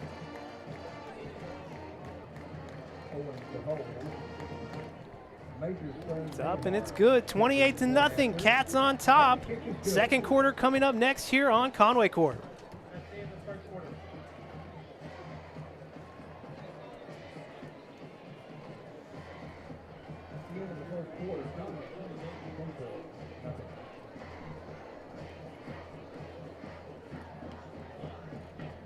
Guess we'll keep it here. So, Andy just said this, and Trevor sent me a text. At the end of the first quarter in Cabot. Oh. I mean, is it in Cabot or is it in Bryant? It is at Cabot. Yeah. 3-0 Cabot at the end of one. Nice. What is going on right there? Well, hey, I mean, you just never know. It's Cabot. Well, it's at Cabot. No, it's it's at Cabot. That wasn't even the angle I was taking. Well, that's my angle. The angle I was taking is, I mean, think about Bentonville a week ago. Bentonville in the Fayetteville game, it's 21-14 with 3 minutes to go in the third quarter. Carter Nye goes down for Bentonville. Game completely changes after that. Yeah. And so you see the final score and you think, man, Fayetteville blew them out. Well, not really. Well, not really. Here's the thing about Bryant. Bryant has seen this in the first half of a few games this year. Yeah. Against Southwest, it was a pretty tight ball game early on. Now, you knew that was eventually going to be Bryant's game, and they probably played a few folks that maybe they don't normally play. But this is a game they've got to win. Cabot again at home is very tough, and a 3-0 score at the end of one is interesting. That's Will Upton on the kickoff here. Central taking it out on the far side. Chased down by Skylar Lunnan, sophomore. Will Upton in his chartreuse shoes. Yes. Not as I said last week. I don't even know what it was. It was some pinkish color that I threw out there. My wife, it was the first thing she said when I came in. She's like, "You're really seriously?"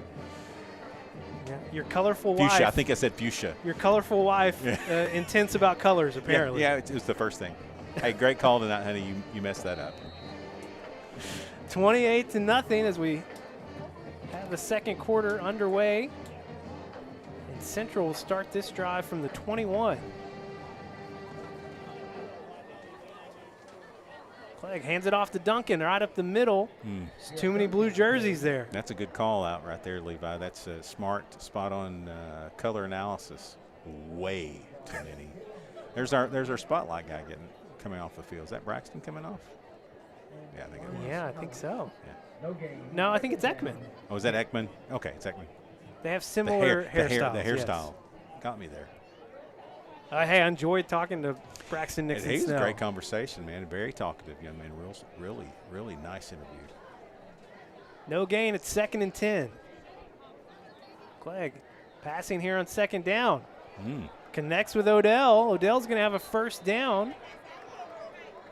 You mentioned it throughout. Not a lot of depth for this Central team, but man, they've got some speed. They do. They have some guys that can absolutely play.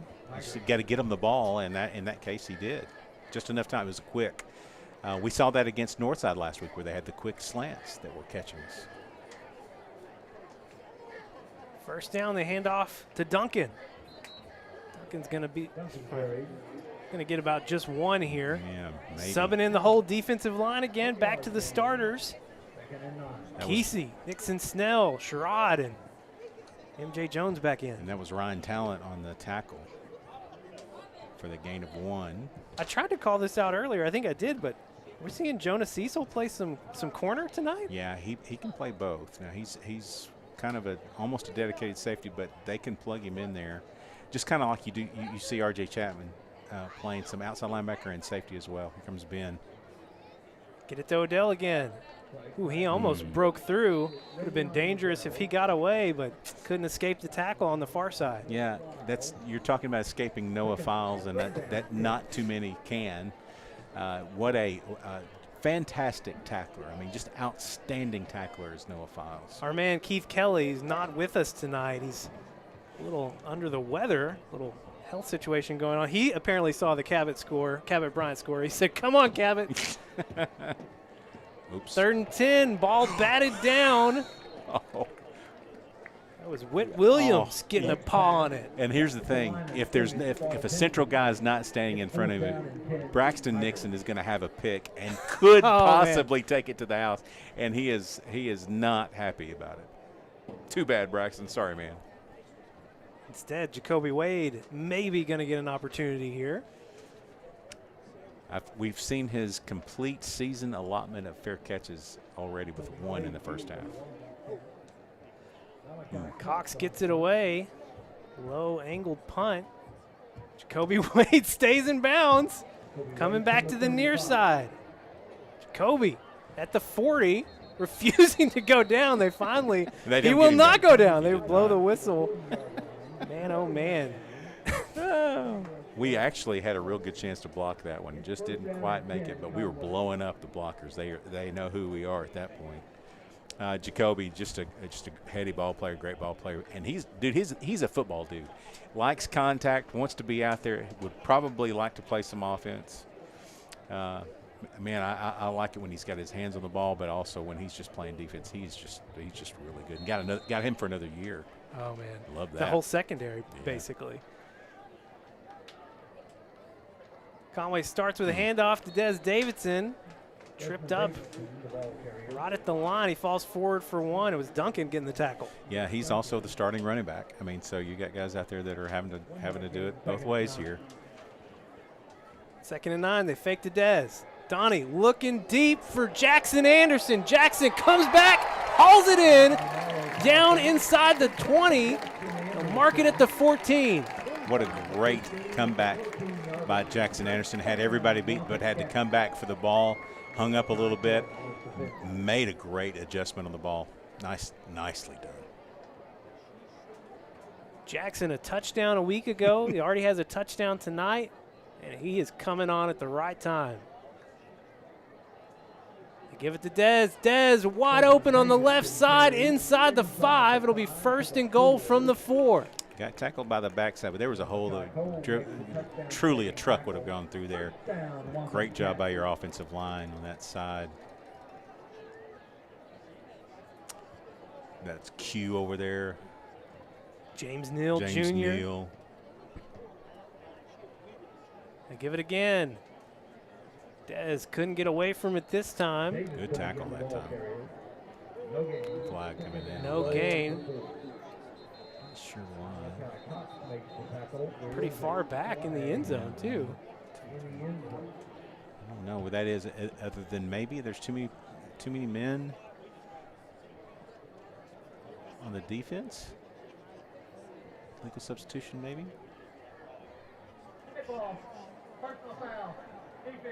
Okay. Personal foul against Central. Okay.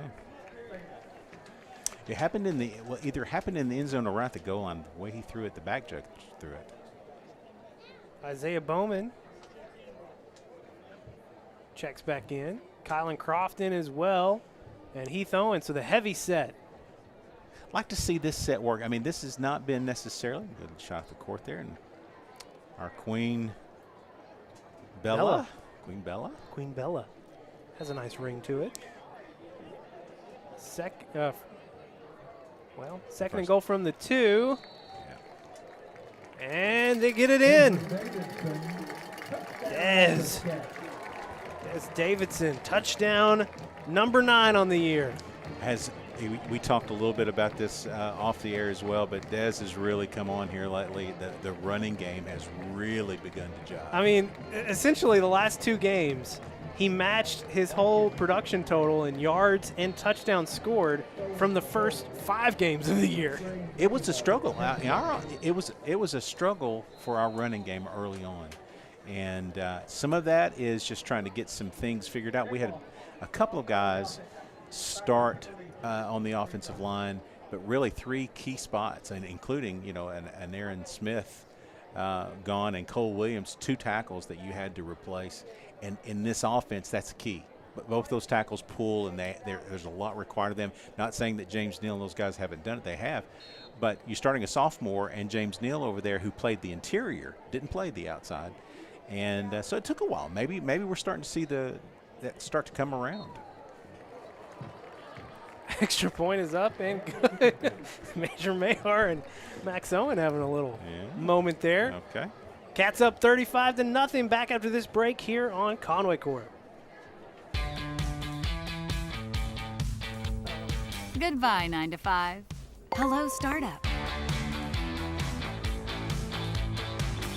So long, IOU. Hello, settled up. So long, someday. Hello, moving day. Finance and grow a business, easily pay friends, and quickly check loan status with digital tools from Arvest Bank. Goodbye, limits. Hello, possibilities. Live tonight, homecoming for your Wampus Cats, and man, they are playing lights out so far. Yeah, 35 points in just a little bit over a quarter. Scored every time they've had the ball. Will Upton, another kick here. Block in the back. Uh-oh. Trouble here on the near side. Finally goes out. Past the 30. That Eddie Scott on the return. Yeah. He's enthusiastic about it. I don't know. Hey, be enthusiastic, but I don't know if that's the right place to be enthusiastic. Not right now, probably not. They got away with a block in the back deep, but that's okay.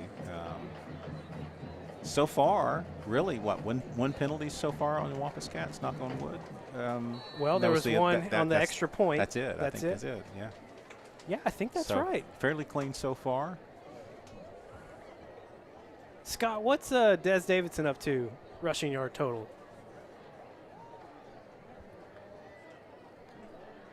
He's at 29. He's coming into the game, he was 50 away from 500. Good catch.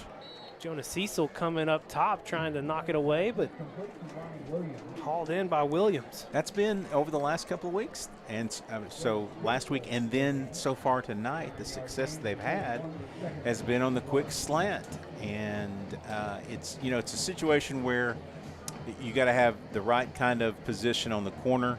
You got to have the right kind of help from your outside linebackers and the safety help as well. So it's a lot of coordination there.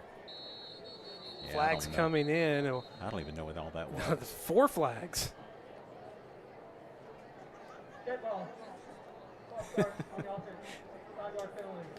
We've been talking about Jonah Cecil playing some corner. I mean, it's important for us to remember that Tice Carr went out back in the first quarter. I haven't seen him on the sidelines either. So I'll look for him here in a little bit. But he and Kobe are both probably done for the night given the score, and no need to put any pressure on little Nix out there. 2nd and 6 here for the Tigers. Clegg trying to set up a screen. They do. Trez Hammond coming in with a hard hit. Ben Chandler in there as well. Yeah, I think you'll see a lot of screens. I think that you'll see a lot of this. And what was great to see, even though they got a lot of yards there, was Austin Watkins recognizing it. He started up on the quarterback and recognized it, got back just not in time. But a great recognition of the screen.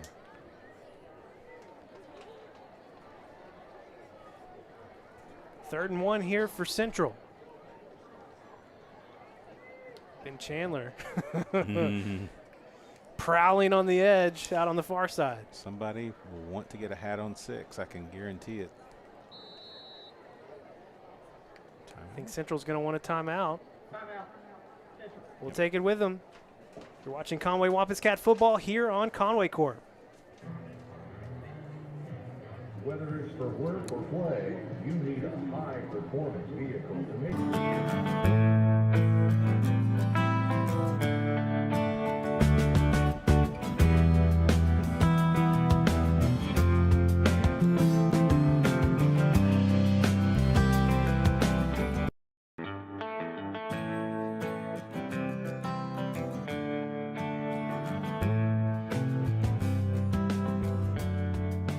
Thank you for your business.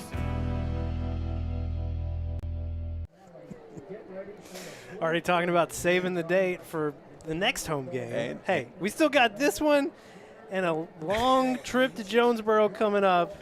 But yeah, you can't blame Andy. 2 weeks from tonight, it's going to be wild. We're going to ask for a lot of folks to be here. Now you're not really going to ask for a lot of folks to be here. It's going to be crazy. Come back here, 3rd and 1. They give it to Duncan. Duncan gets around the edge, got the first down. He goes out of bounds near the 45. Yeah, got to the edge, picked up about 4 or 5. One of their best runs of the night. It is Trevor has updated his score, and unfortunately for me, but it sounds to me like you're happy about it. 14-3 Bryant with about 4.5 to go. Listen. Oops. Oh, Clegg loses control on the, looked like kind of a missed handoff maybe, or wasn't quite sure if he was keeping it. Yeah. Anyway, he falls on it. Yeah, it was kind of a fumble, and that's the deal about the read option. You live and die by it. I mean, any kind of miscommunication on do you have it or if I have it, ball can end up on the ground. Yeah, I don't mind. I wouldn't mind Cabot beating them. Listen. In my heart of hearts. You want to be the one? I want to be the one. Yeah. Okay. Not me personally. It's going to be these Wampus Cats, but. Jet. Oh, jet sweep. Trez Hammond keeping position. Only going to be a pickup of about 1. 3rd and about 13 coming up. You know, as good as Trez is and as fast as Trez is in coverage, and I love having him being single man up. He's one of you guys you want to have there. He is really a good tackler. I mean, he's fundamentally very sound, really, really talented guy out there on the edge. Clegg looking here on the near side, under pressure, can't escape. Griffin Sherrod, MJ Jones. Yeah, it was all kinds of people out there. He had no chance there. That was jailbreak. There was no chance for Clegg to even think about throwing the ball there. So what started out as kind of a promising little drive there ends up at 4th and 21. Jacoby Wade set up back near the 40. Right to him. Jacoby Wade coming near side. Gets around it past the 50. He'll be stopped just short of the 45. Yeah, but he got to the edge. And we did a really good job there. I will tell you, I mean, you'd love to see Jacoby get one to the house, but a really good job of Central getting to the edge to make sure that we did not get it beyond him getting to the boundary.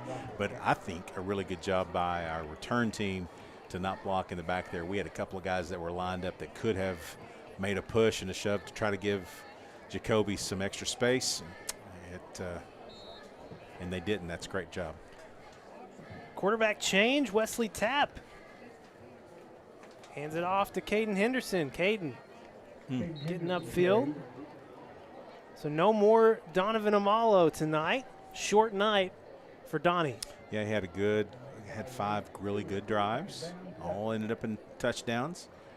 Got Moose Grimes out here and Blake Kordsmeyer closest to the screen.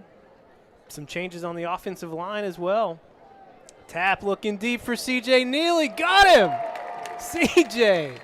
in stride. He's going to go out. They'll mark it at the 11. Great job by C.J. Neely. This is a guy that I really like. I mean, he is very much a possession kind of guy, but he was out there on the edge going long there. Ronnie Navarro in at tackle. Heath Owen has switched to his center jersey. He's wearing 62 now. Kingston Jackson in. Caden! Caden! They give it to him. Wait. Unfortunately. The near side was calling it. Unfortunately, we got Laundry in the middle of the field. Yeah. Man. Yeah, I know. Caden yet to get in the end zone. Are you kidding me? It's going to happen. Yeah. It's going to happen on this drive. I hate that for Caden.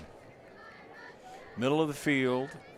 I'm not saying it was Heath Owen, but he was looking very guiltily at the official when he raised his hands up. So you got Kingston Jackson and Kylan Croft. Kingston on the left Jackson side. is 77. Yeah, look how at big him. that dude is. Just a sophomore. That's a big dude. And at right guard, Kyler Faison. Neely in motion. Trying to set up the screen to Caden Henderson. They get it. Caden following the blockers back inside the 5. It was a nice play from Caden. Another flag on the play. Oh, another flag. Don't know. It could be maybe a legal man downfield. That's now, I jinxed us, and that's my bad. It's now the 3rd penalty on the Wampus Cats. Looks like they're backing us up. I'm guessing that's a. He tapped his head. Yeah, maybe downfield. Yeah. Well, blurg is the word. Yeah, Mark Kelly does not agree with the call. Headset came off. Conversation with the official was had, and he is still not happy about it. They'd gotten all the way down to the 1. Flag there, now a flag here, and 1st and 1. Back to the 26. Yeah, it's 1st and like 21, 22, maybe. Trying to get some back there. Yeah, a lot of work to do here. Basically, you got to get in the end zone. Tap. Going deep. Was looking for Zach Colby. The flag coming in. Yeah. That'll get some of it back. Now he bumped him as he was trying to. Yeah. He had and Stats is right. He had a little bit of jersey. He was bumping him as he went. Colby had gotten by him, and it was going to be a touchdown. It was Ronnie Williams,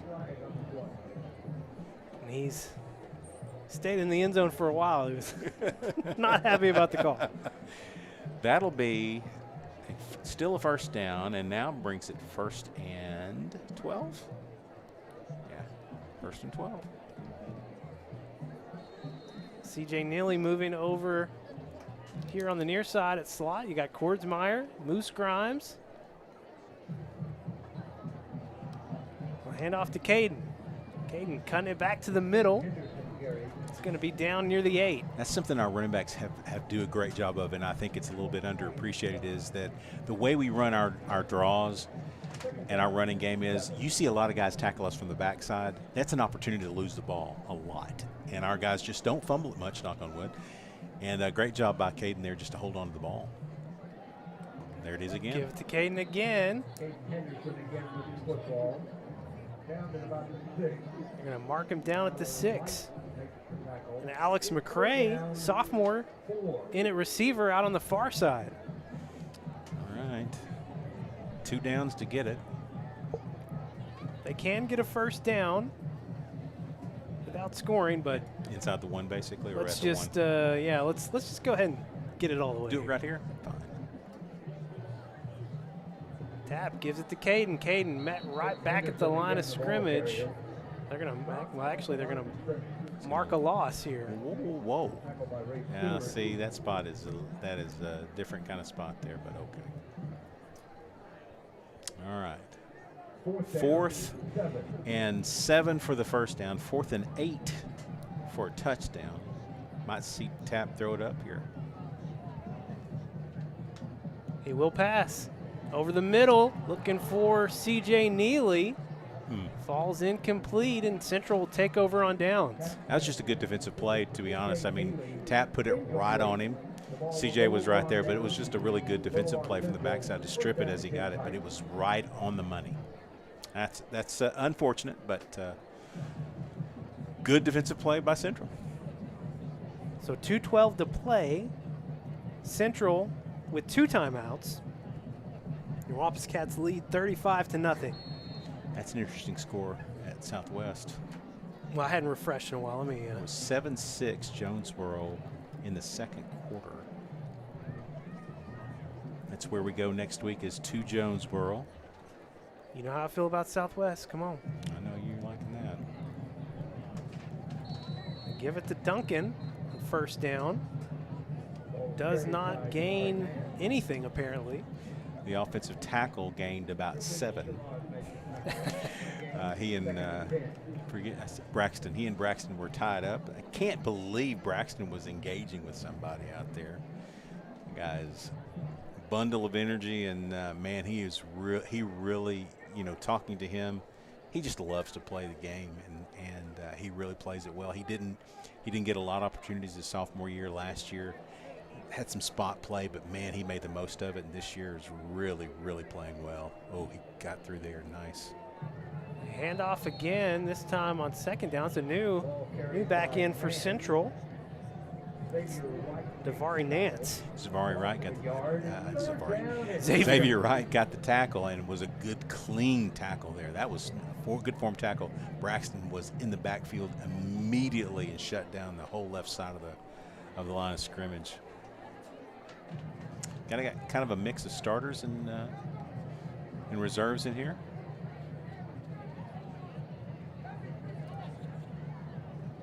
Handoff again, nowhere to go. It's going to be a loss on third down. Central just trying to run the clock, run as much off as they can, but they are going to have to. They're going to have to do something here. Play clock is at 25. Game clock's at 35. And it's fourth down, so you don't really want to not punt it away, I guess. I think what you could do here is you could run it all the way down to, 2 or 3 seconds and just run the ball, and that will run it out.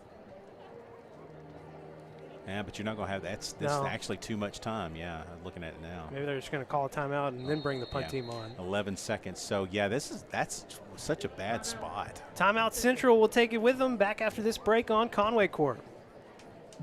When you choose First Security, banking is just the beginning. Here, we take care of each other, making the community we all share even stronger. So people in Arkansas can build a life, buy a home, run a business, and more. Strength in numbers and neighbors. It's another way First Security helps Arkansas bank better. And it's why you should call on us today. First Security, bank better. Well, there's 11 seconds on the game clock. It's 4th and 13, and Central brings on the punt team. Noah Files back to receive this one. Okay, and if he gets this off, there's a chance there's a couple of seconds left, and you got one, either a long field goal attempt or a good throw by Tapp. That's assuming he gets this off here. Conway's been coming after him all night. Does get it off. Takes a strange bounce with 3 seconds, so it runs down to 2. So Conway gonna have a chance to do something here.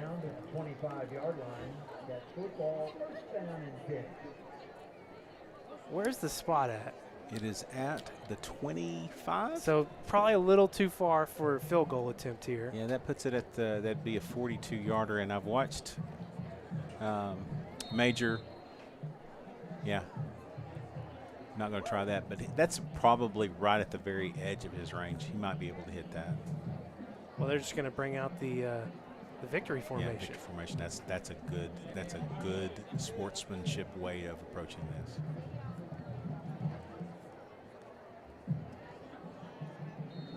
Conway takes a knee. 35-0 is going to be the final score here at the half. Means a running clock the whole second half. It's going to be a quick one.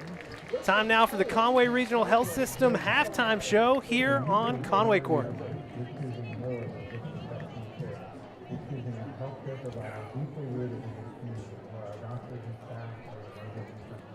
With 9 primary care locations in 5 counties, we believe in building lasting relationships centered on trust and personalized care. Take control of your healthcare journey with us as your dedicated partner. Schedule your appointment today and let our family. The Smith Ford family is excited about this tailgate season. Home games are away, we've got the perfect vehicle for you.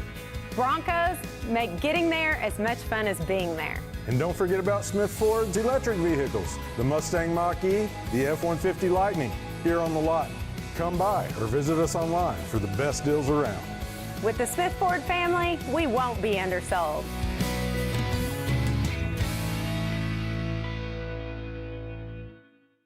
Is it gone?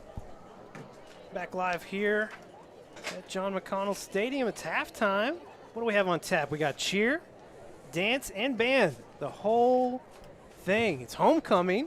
Of course, we had all those festivities before. We'll talk about that some more here in a little bit. But right now, Conway cheer.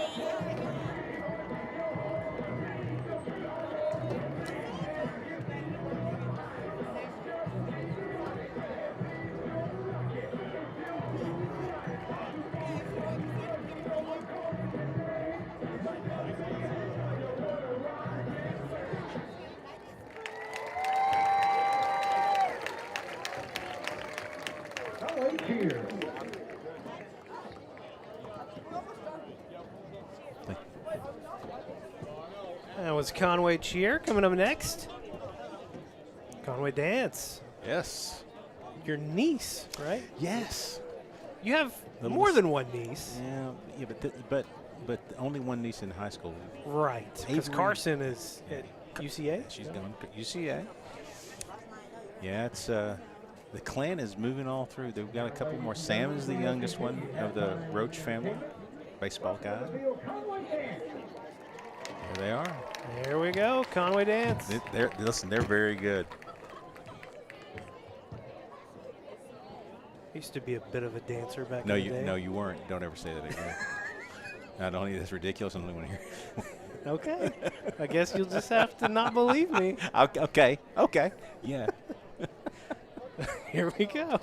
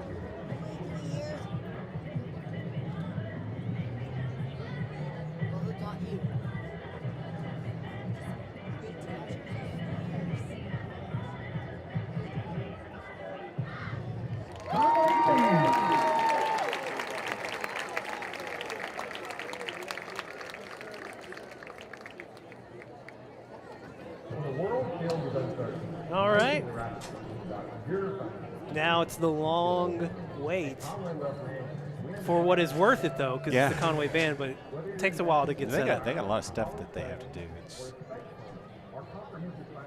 I was watching them I get here, 15 hours before kickoff. Yes. By usual. Yes, that's true. But they were putting through their practice and going through all the motions, man. Nathan does such a great job with all of these folks, and it's quite the production. So kudos to him and all of his staff as they work through these halftime shows that are very elaborate. I'm looking at a score while they're setting up. Looking at a score that is the North Side. North Little Rock, yeah.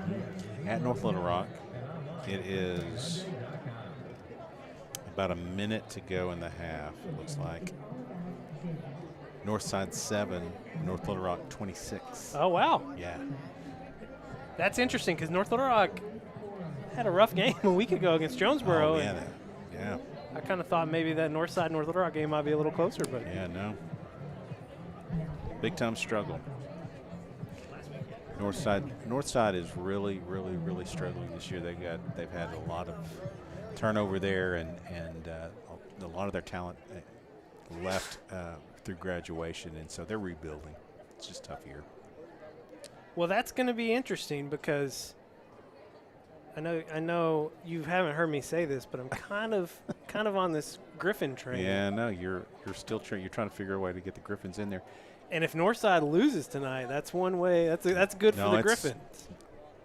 Central probably will not make it in this year. They look to be on the outside if they don't grab a win in the next couple of weeks. And Northside has a win. Yeah. Correct? They beat Central. Central, right.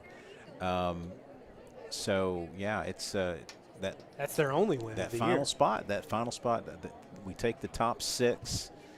There are 8 teams in our conference. They take the top 6. And so Central's out. That means one spot is going to be the elimination spot. Is that a live score? No. This isn't live. I'm sorry. For the viewers at home, I am looking at the Bentonville stream. Bentonville's at Rogers tonight. And that's a big game. I'm trying to see Bentonville's first possession offensively because I want to see if Carter Nye played tonight. He was injured last week in the game against Fayetteville in the third period, and as soon as he went out with about 3 minutes to go in the third quarter, it was a 7-point game with Fayetteville on top, and then it was over at that point. Yeah, they didn't have their second string quarterback. Yeah, he got hurt in JV on Monday, so they had to go to a sophomore, and Fayetteville just took care of business. All right, looks like we're almost set up.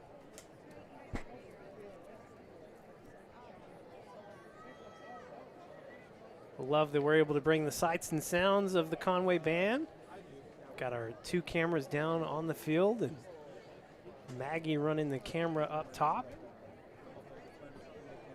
Get a real good feel for the whole production.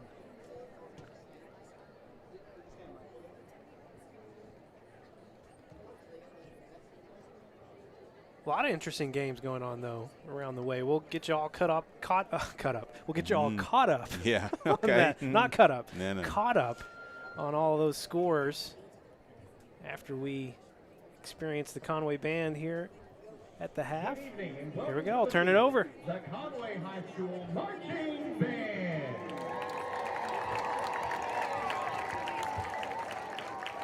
We would like to recognize the Conway High School Band for their recent performance at the Region 9 marching competition, where they earned great superior rating and secured their place for state competition.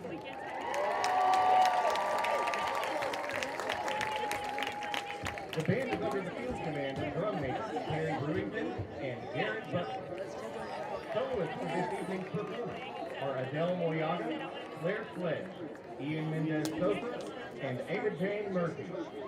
Featuring the music of Gene Wilder, Dmitri Shostakovich, and Vienna Singh, the band presents their 2023 show, Beyond Imagination.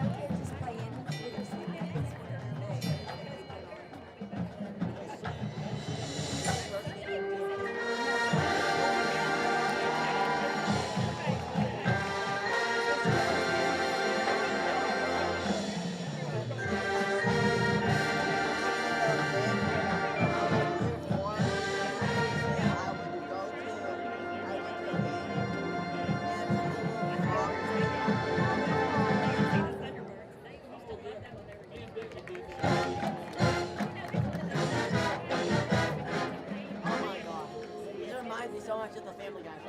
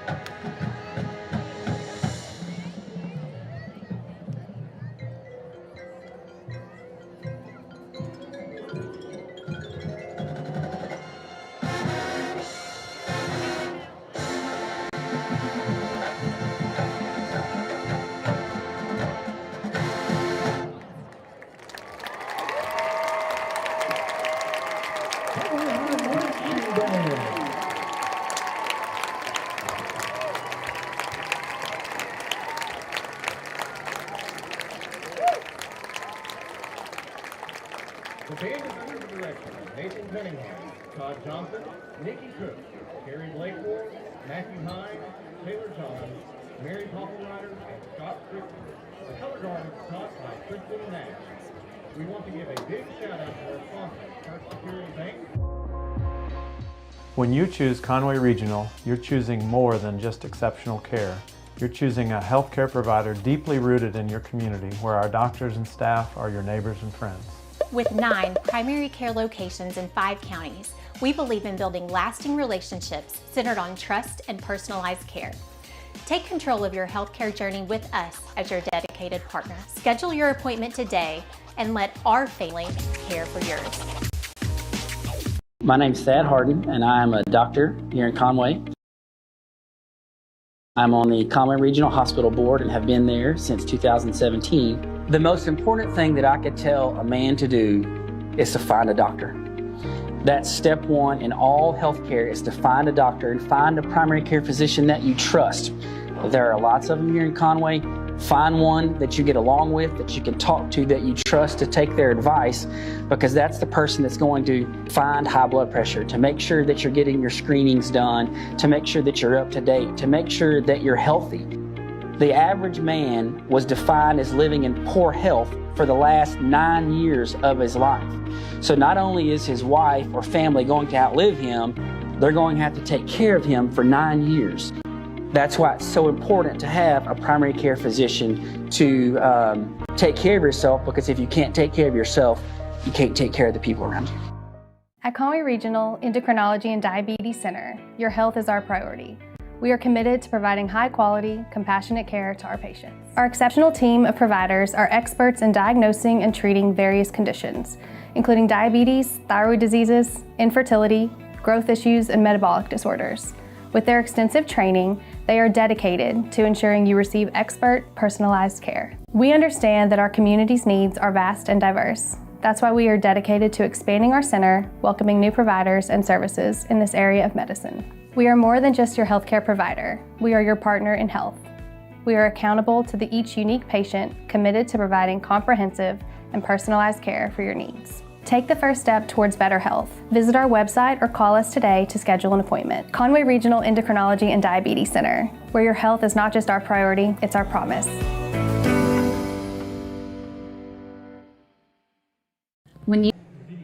All right, we're back. We're back now. Here we go. Look at that. I framed this well. We sat down. It's going to be a sit-down kind of second half, if we're just being honest about it. It's Conway up 35-0. That means the sportsmanship rule has been enacted for your Wampus Cats. We'll have a running clock the entire second half, and they just add a little bit of time back on the clock, so we've got about 2:40 to go here before the second half starts. So take a look at the stats from the first half. It was a short night for Donovan Omalo, but we'll see where he finished. He was 11 of 17 for 184 yards and 3 touchdowns. It's a pretty good night. Not a bad quarter and Not a even half. a full, not even a full first half. Yeah, quarter and a half. And really, other than a few passes getting away from him, really did look sharp. He found the guys where they needed to be, and no real danger at all. He had 4 passes to Chris O'Neill for 79 yards and 2 scores. Chris O'Neill going over the 1,000-yard mark on the season tonight. Jackson Anderson had 2 catches for 70 yards and the other touchdown from Donovan Omalo. And, of course, Donnie rushed for a touchdown in the first half as well. It was on one carry. It was a 6-yard quarterback keeper. Desmond Davidson had 8 carries for 29 yards and a touchdown in the first half, and Caden Henderson 6 carries for 20 yards. Don't know that we'll see Dez again tonight. Dez, coming into the game, was 50 yards shy of 500 rushing yards on the year. Probably not expecting him to hit that mark tonight. No, and the reason why I know you're hesitating a little bit there is that Kobe Irwin took a little bit of a nick on a screen pass early in the first quarter, and we did not see him back. Tice Carr also with a little bit of a kind of hobbled off the field a little bit after a special teams attempt on a punt. And so a couple guys we probably won't see as well. Another milestone we were keeping an eye on for tonight, Donovan was 153 passing yards shy of 7,500 career passing yards. Wow. So with his 184 tonight, it's another milestone. He hit 100 career touchdowns last week at Northside, and another milestone for Donovan tonight. What a crazy, not only year for Donnie, but just a great Wampus Cat career. I made a post last night of Donovan's 3 touchdowns at Northside, and that got him to 100 career touchdowns. Someone on one of my posts asked, "What's the career record for touchdowns in a career?" And I don't know if something like that would be in this book, this program, but it's something I'm going to try and find out this week. Will Upton's kick bounces, stays in bounds. What a hit! Oh my goodness, Carter Stapleton. Carter Stapleton. Wow, that literally. I have no idea how that stayed in bounds. I mean, it hit and just died right there. Unfortunate break for Central, who right now has to be thinking, is there ever a time in this ball game when we will get a break? And heretofore, it has not happened. Carter Stapleton's just one of those guys, man. He's like a Jacoby Wade. He just flies around like a Noah Files. Just waiting for somebody to hit. Just give me a chance to hit somebody. Stats has the Cabot game streaming over there. It's Cabot and Bryant 14 at Cabot. Is that in the third? Yeah, 11 minutes to go in the third. We're going to have some new names coming up. Love it. Kyler Smith, I see he's in the secondary playing some safety right now. Nathan Nolan in the ball game. Or excuse me, is that Kyler Smith? That's 28, isn't it? Can't tell where you're looking. Yes, it is. No, it's 26 actually. Well, 26 there. 28 is in the ball game. Oh, okay, so Kyler is in. I was looking at 26 though. Yeah. So who's that at safety? That's Davion Andrews, a sophomore. No, it's DeKalen Turner. A couple of multiple numbers there. Got some guys out there on the defensive line I really like. Caleb Kearns there. Cobb Buchanan there.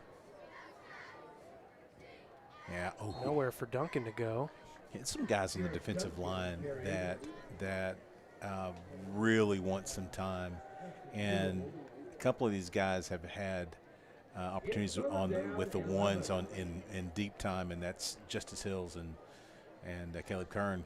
Senior Nathan Nolan, linebacker, just came off, and checking in for him, sophomore Skylar Lunnan. We've seen Skylar some on special teams, I believe. 3rd and 11. Coming up here for Central. Clegg gets it off. Incomplete. Who's that in defense? That's Noah Ward. Noah Word. Noah Word, yeah. It's easy for you to say. My brain was thinking Word, but my mouth was trying to say Ward. Carter Stapleton back deep for the Wampus Cats. Right at the whiskers. So sharp-looking whiskers. That's the Wampus Cat logo right there. Was it Northside that still had our old logo on their scoreboard? Yes, they did. All right, Carter. Here he goes. Get our first look at Carter Stapleton. Broke through, ball came out. Conway's going to land on it. Man, he found a little bit of a seam and was having a good return and just lost the ball there. So, Stats, that was not a fumble. They called him down. Oh, they said he was down. Okay. They called him down. Okay. Yeah, so he didn't even have a recovered fumble. For a second there, Carter had his eyes on the prize. Speaking of Carters, Carter Crow will be here on the near side at receiver. C.J. Neely, Bradley Retzloff, Moose Grimes out on the far side. We'll get another look at Wesley Tapp. He's going to pitch it over to Devon Davis. Davis with a nice run. Yeah, Davis has had some good runs. I think he had a touchdown 2 weeks ago here at home. He did. Senior running back and getting the chance to shine, and man, he's done well with the ball. 2nd and 2, they'll give it to Davis again. Davis working the right side this time. Going to get a first down. There's that backside tackle that we have to be aware of, and again, he did a great job protecting the ball and get a first down. 2 good runs that time by Davis. Wampus Cats get it down to the 20. Tap rolling out near side, looking for Crow in the end zone. Crow going up. He comes down with it. They're going to say he was out of bounds. What a great catch by Crow. Oh, my gosh. Now, Carter, that's a name we've been hearing a little bit the last few weeks about. We're going to try and get him involved a little bit more. He's a sophomore. Well, you can tell why, too. I mean, that was a great catch. Great concentration right at the – I mean, just barely could not get his feet down. Crow and Retzloff here on the near side. Neely, Moose Grimes on the far side. Davis in the backfield. Tap going to move him over to his right. Give it to Davis again. Davis, shifty. Nice. Wow. Gets past 2 defenders. Could have been a loss or at least right back to the line of scrimmage. Instead, it's a 5-yard gain for Davis. Man, that is, listen, some shifty moves there by Davis. Still got Navarro in at right tackle. Face in at right guard. Heath Owen at center. Colin Croft at left guard. And Kingston Jackson at left tackle. That was the line we saw to end the second quarter. Looking probably at 4-down territory, just to keep moving the ball. And again, in the sportsmanship rule, the clock continues to run even on incompletions. They pitch it to Davis. Davis trying to get around the corner. It's going to be close, about a yard shy. Almost got there. He got tripped up. They're bringing in an extra lineman. It's Nathan Richardson. And Kyler Faison moves to H-back. Amari Davis in the backfield. Give it to Davis. Davis hit behind the line of scrimmage, and Conway will turn it over on downs. Well, that didn't end the way we wanted to, obviously, but really some good plays there, mostly by the senior running back, Devon Davis. The Keaton Burnside checks in on defense at linebacker. Noah Word. Man, it's hard, that Noah, that Oa sound, and then Word. That's hard. Don't. Sorry, Noah. Don't make excuses. Word in at corner. Word. Carter Stapleton still playing safety alongside DeKalen Turner. Juju Jones in it on the defensive line. Justice Hill's in. Oops. Ooh. Wow. Who did that? Juju? Goodness. Man. Justice Hill's a little bit banged up. I mean, there was a lot of contact. I think that was some friendly fire right there. May have to go get him. Caleb Kern in. Watkins going out. Kai Buchanan. Yeah. Watkins coming to spell Justice Hill. So you think that might have been mostly from Juju? Yeah, that was a lot of contact, and that came from us. Came from the blue side.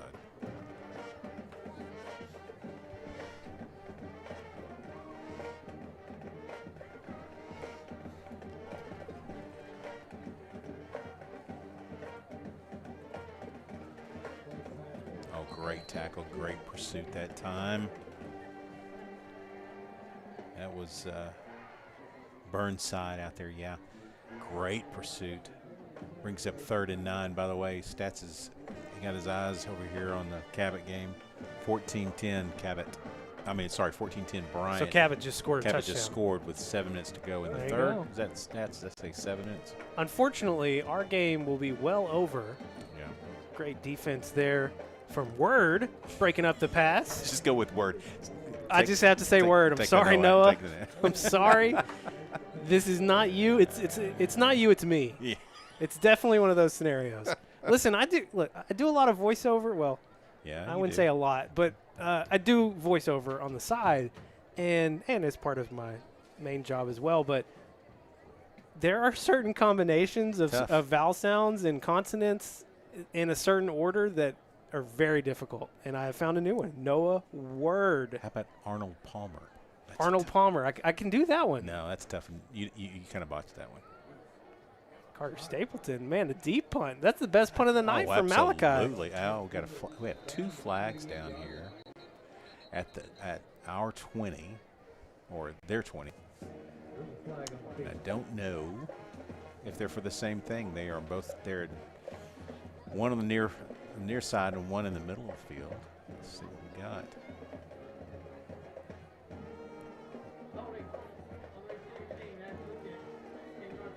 holding on the Wampus Cats after the kick, so they'll put it 10 yards from where it was downed. But still, all in all, really clean game. A better night for your Wampus Cats. I'm going to call that okay. Better than it's been. Yeah. Still room definitely. for improvement. Well, we've had, and it's been, to be honest, it's been a couple of on our reserves where the penalties have occurred, and so. Well, there were a few. Well, I guess it was still on reserves. It was. At the end of the second quarter. Yeah, you're right. Adrian Smith in at running back, lined up alongside Tapp, Kordsmeyer, and McCray near side, and he's looking for McCray. Tapp is McCray, comes back, catches it inside the 30. Still going, getting down close to the 20. They'll finally blow him dead. They'll mark it at the 21. Wow. Great adjustments that time by McCray. I mean, it was underthrown. Tapp put some air under it, but there's not technically a back shoulder catch, but it was a great job by McCray. You're getting a glimpse into the future right now with these wide receivers, McCray and Carter Crow. Set up the screen to Smith. Smith going to get maybe a gain of 1 there. Okay. Love seeing running backs catching the ball out in our system. That's an added plus. Maury Davis checks in at running back. This is another good running back right here. You're going to see a lot of him next year as well. Tapp looking over the middle for Kordsmeyer. Got him! 16-yard touchdown pass from Tapp to Kordsmeyer. Man, I don't know, David, if we have that one, but that is well done. Blake had 1 catch coming into tonight. He got one in the first half and gets his first touchdown here in the second half. Listen, that was a great route right at the goal line. Superior catch, excellent throw by Tapp. That's how you do that. Nice.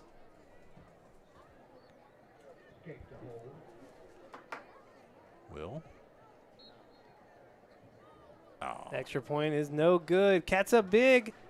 More coming your way after this break on Conway Corp. For communities to grow, there has to be investment from different people. First Community Bank has been awesome. Whatever we need, they're there. First Community Bank has been great to us. It really has. When we took this journey and she started just everything from A to Z, even now, I feel like she has that open line of communication. First Community Bank is a customer of ours, and we're a customer of theirs. When we got the community center going, things just fell together. First Community leads the pack on giving back. The community of Conway continues to be committed to the Wampus Cats, just as Centennial is committed to our customers. Perseverance, commitment, and resilience are key ingredients for success, both on and off the field of play. Whether you are cheering on the Wampus Cats, starting a new business, or planning for the future, Centennial is here for all of life's moments. Let us be your partner. Centennial Bank, member FDIC. We come back here. Will Upton's angled kick to Ronnie Williams. Not much of a chance of a return there.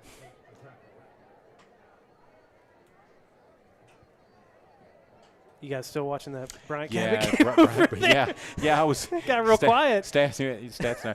50-yard run. 50-yard touchdown for Bryant. Yeah. Extends it. Okay. It'll be if they make the extra points, 21-10. Listen, no easy path for Bryant right now. They got Cabot tonight. They've got North Little Rock next week, and then they have us in week 10. So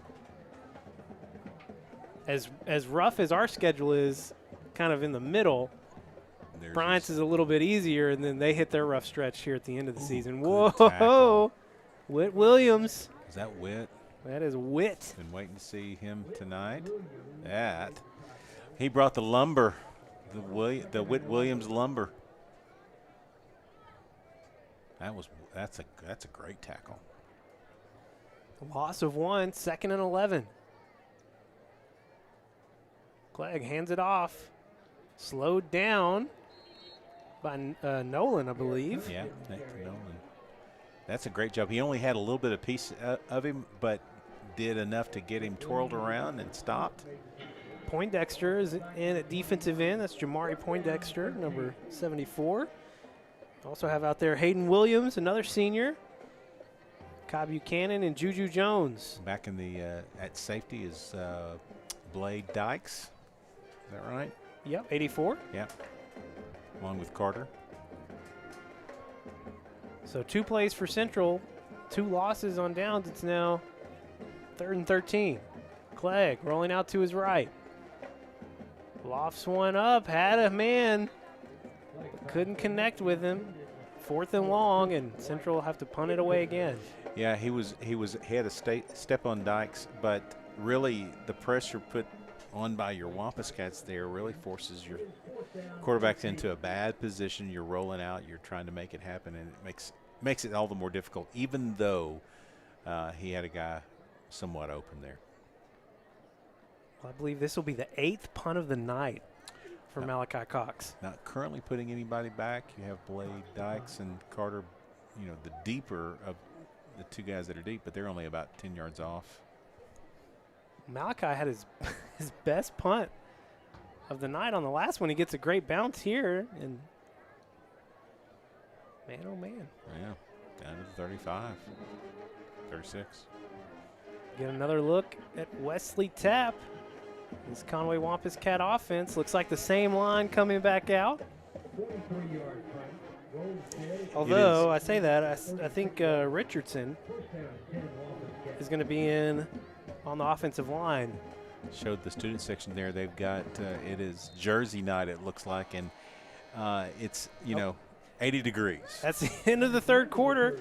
I have the 4th quarter next here on Conway Corp.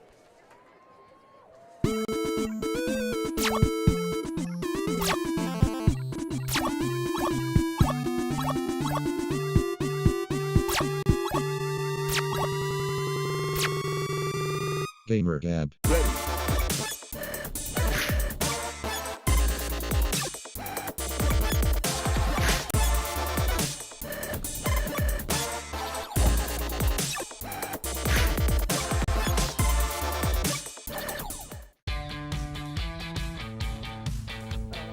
Goodbye, 9 to 5.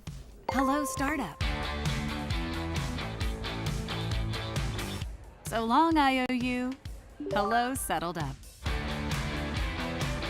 So long, someday. Hello, moving day. Finance and grow a business. Easily pay friends. And quickly check loan status with digital tools from Arvest Bank. Goodbye, limits. Hello, possibilities. Moose Grimes with the catch as we start the 4th quarter. Oh, Moose. That is catch number 4 on the year for Moose. Yeah, baby Moose. Matchup nightmare for defenders. Good to see him get a catch.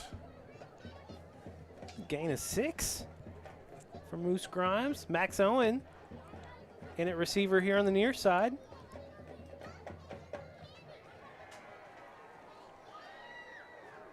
And they get it to Bradley Retzloff, who is in motion. He's going to have a gain of about 1 yard. Kind of a jet across the face of the defense and just a quick toss into the flat. They give it to Amari. Amari finds a little lane. He's going to get the first down. Man, a little guy that is absolutely hard runner, man. I like what we're seeing out of him. He's got 2 touchdowns on the year, and we'll keep an eye on his numbers tonight. But he was 20 yards away from 100 on the season coming into tonight's game. Max Owen on the comeback, just a bit outside. Just a bit outside. Tried to paint the corner and missed. It is baseball season. You got the reference on that on the Major League. Yeah. Wild Thing.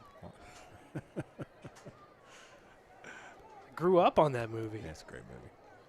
Second one, Max Owen on the slant. Max stays on his feet. That's Moose. Oh, it's Moose. I'm sorry, Moose. The Moose is loose. The Moose is loose. Touchdown, Moose Grimes. Oh, the Moose got loose in the middle of the field. Made 2 or 3 guys miss. It's 6 for the big guy. That's awesome. Yes. Coming in his senior season, playing some football. Gets his first touchdown ever as a Conway High Wampus The Cat. sidelines are thrilled with that episode. Will Upton's extra point is up. Looks a lot better. Conway gets on the board again. Back with the rest of the fourth quarter after this break on Conway Corp.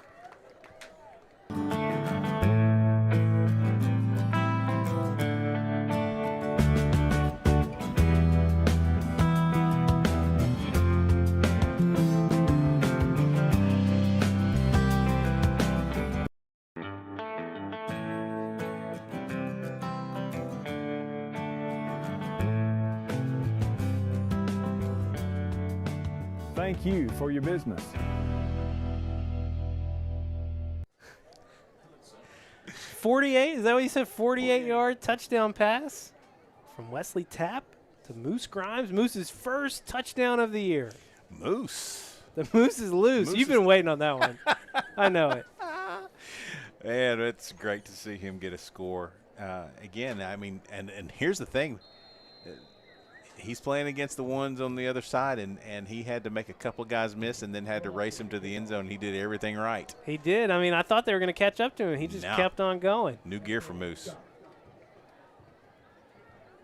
Oh, it is 48-0 now. And again, running clock the whole second half. And your Wampus Cat reserves, they put 2 scores up here in the second half, which is not easy to do when the clock's running constantly. Tapp with 2 touchdown passes. How many does that give him on the year? He's got 3 now in the year. Right. So he had 1 coming into tonight. 2 new names with touchdowns, Blake Kordsmeyer and was Moose awesome. Grimes. Yep. I keep thinking Blake's a senior, but he's just a junior. Yeah. No.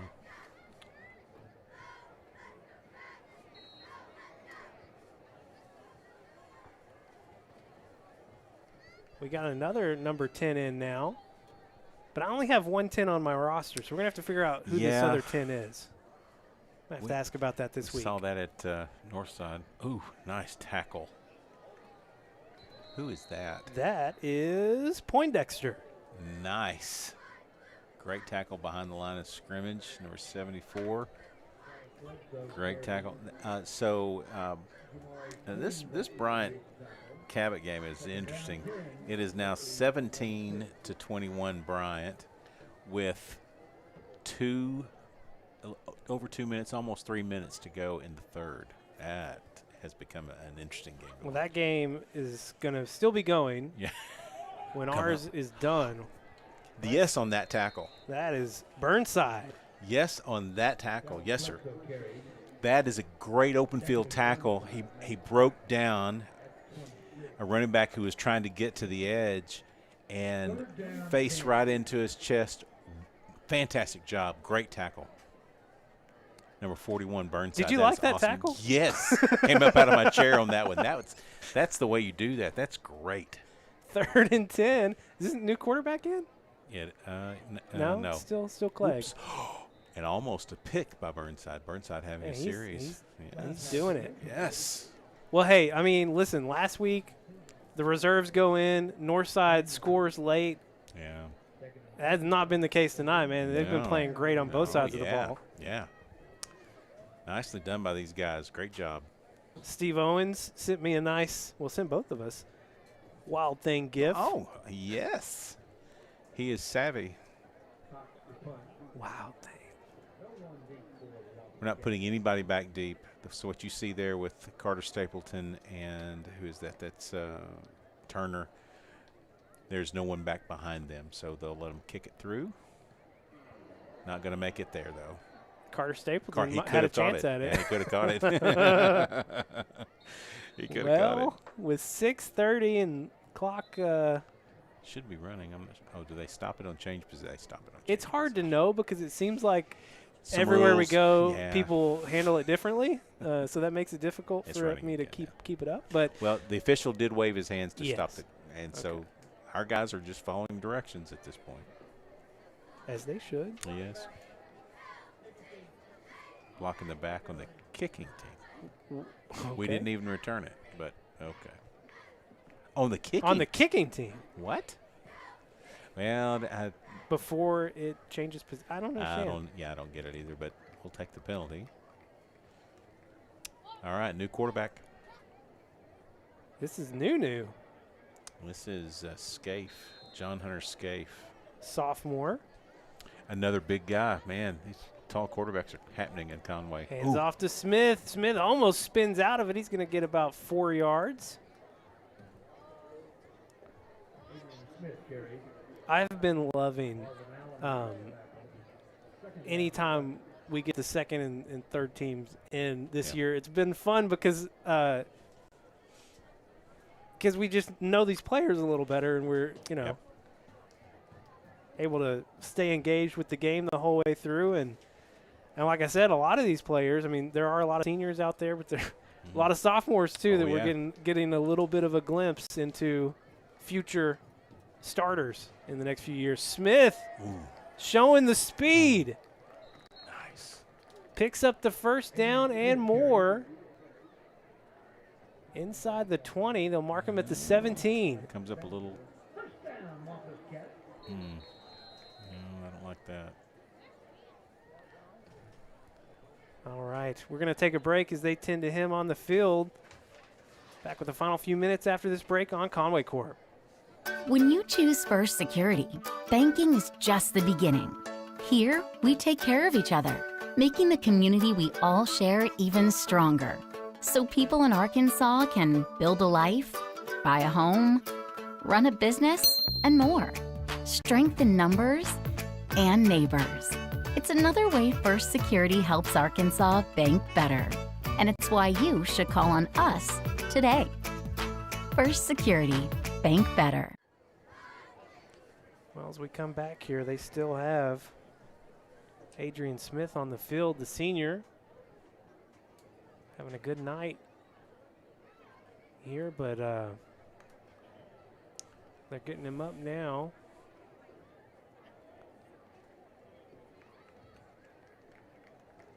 I have to help him off the field, but he is up. Not able to put really any weight on that left leg. Yeah.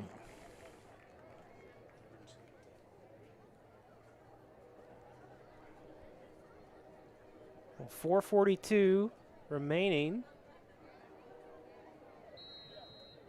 They'll start the clock again. That he got a first down on that great run.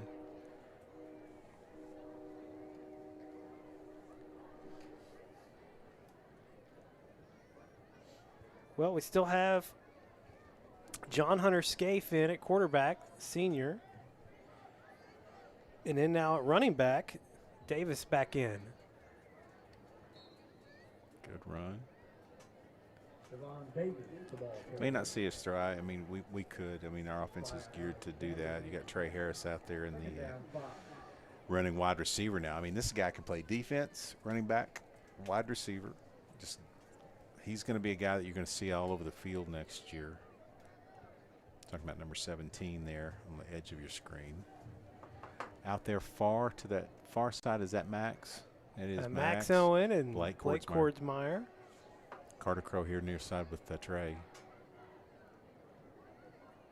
Handoff again to Davis, the senior. Boy, I've made myself more nervous now just about talking about that backside tackles on our running backs. Amari Davis in now. 3:15 left. They're going to take up as much time as they can, slowed it all the way down. This is not a Mark Kelly ploy.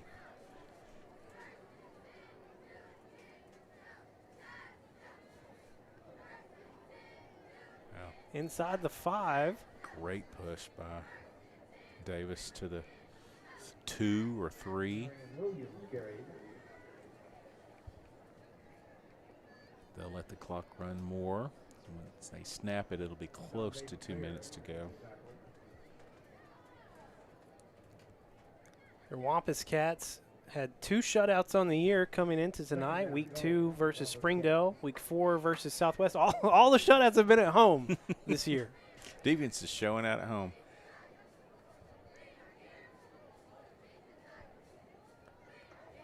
Here we go. Amari Davis. Touchdown number 3 on the year for the sophomore. Wow, I mean, he hit the hole, and it was over. Got the high fives to the kids. Amari was nervous. There's too many of them. He's a marketing genius. He is a marketing guru. Well, there's a new favorite Wampus cat among the middle schoolers. Yeah. His name's Amari Davis. Yeah, he's made some serious New kicker in. Brady Britton, sophomore. Okay. Nice. All right. Extra point is up and good. Final minute and a half coming up after this break on Conway Corp. For communities to grow, there has to be investment from different people. First Community Bank has been awesome. Whatever we need, they're there. First Community Bank has been great to us. It really has. When we took this journey and she started just everything from A to Z, even now, I feel like she has that open line of communication. First Community Bank is a customer of ours, and we're a customer of theirs. When we got the community center going, things just fell together. First Community leads the pack on giving back. All right, we're down to our final minute here in Conway. What's going on over in Cabot? Well, they have gone to the fourth quarter, and it is 21-17 Bryant. Bryant stats was telling me that, and I got this from Trevor as well. Bryant had it 4th and 2 or 3, went for it and didn't get it. Cabot takes over at midfield. Oh wow! Only down 4 with a quarter left. Britton hit the extra point. He'll kick off here. 2 Tigers going for it at the same time. That's Eddie Scott. Nice. Nowhere to go. No, sir. Burnside again? Which one is that? Skyler. That's Lunnan. That was a great tackle. Open field tackle. Love these open field tackles by the Wampus Cats. I mean, they're making contact and the guy's going down, and that is the way you want it. All right, that's going to do it for tonight. That's it. 55-0. Your Wampus Cats moved to 8-0 on the year, 5-0 in 7A Central play. We will travel to Jonesboro next week, our last road game. Maybe our last road game of the year, depending on how things go the rest of the way. If you don't consider War Memorial being an away game. No, I don't. Okay. Neutral site. That's what I consider it. Neutral site. New rules, new handshake rules employed by AAA, and so it's good to see these guys doing it right. Good. All right. Big night for your Wampus Cats. Homecoming victory. You love it. 8-0, 5-0. Jonesboro coming up next. Our thanks tonight. We had some changes. We didn't have any starters changing for your Wampus Cats tonight, but we had a change to several starters on our crew tonight, and they did a great job. Our thanks, as always, to Wayne Bailey, our field producer tonight. And then no Keith Kelly directing tonight. He had a little medical issue, and our thoughts with him. I know he was watching the game, keeping up with it, but we actually had David Tooley, who normally runs camera, directing the game tonight. He did a great job. Dewey Farmer on replay. Alex Douglas, Jenna Kelly, and Maggie Risley running the cameras. Scott Taylor here in the booth with us. Justin King. Oh, David told me he didn't direct. I thought he was directing. I didn't too. Well, what are you doing, David? Come on.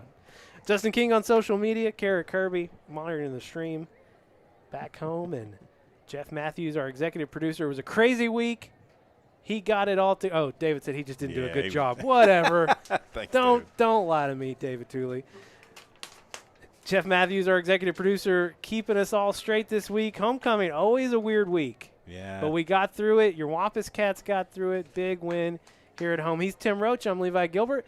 And we will see you all the way to the 870? They're far away. Yeah, far away. Jonesboro, bring your rain jacket and your umbrella if you're coming on the road. If not, you can watch it live on Conway Corp Channel 5 and here on YouTube as well. Thanks for watching tonight.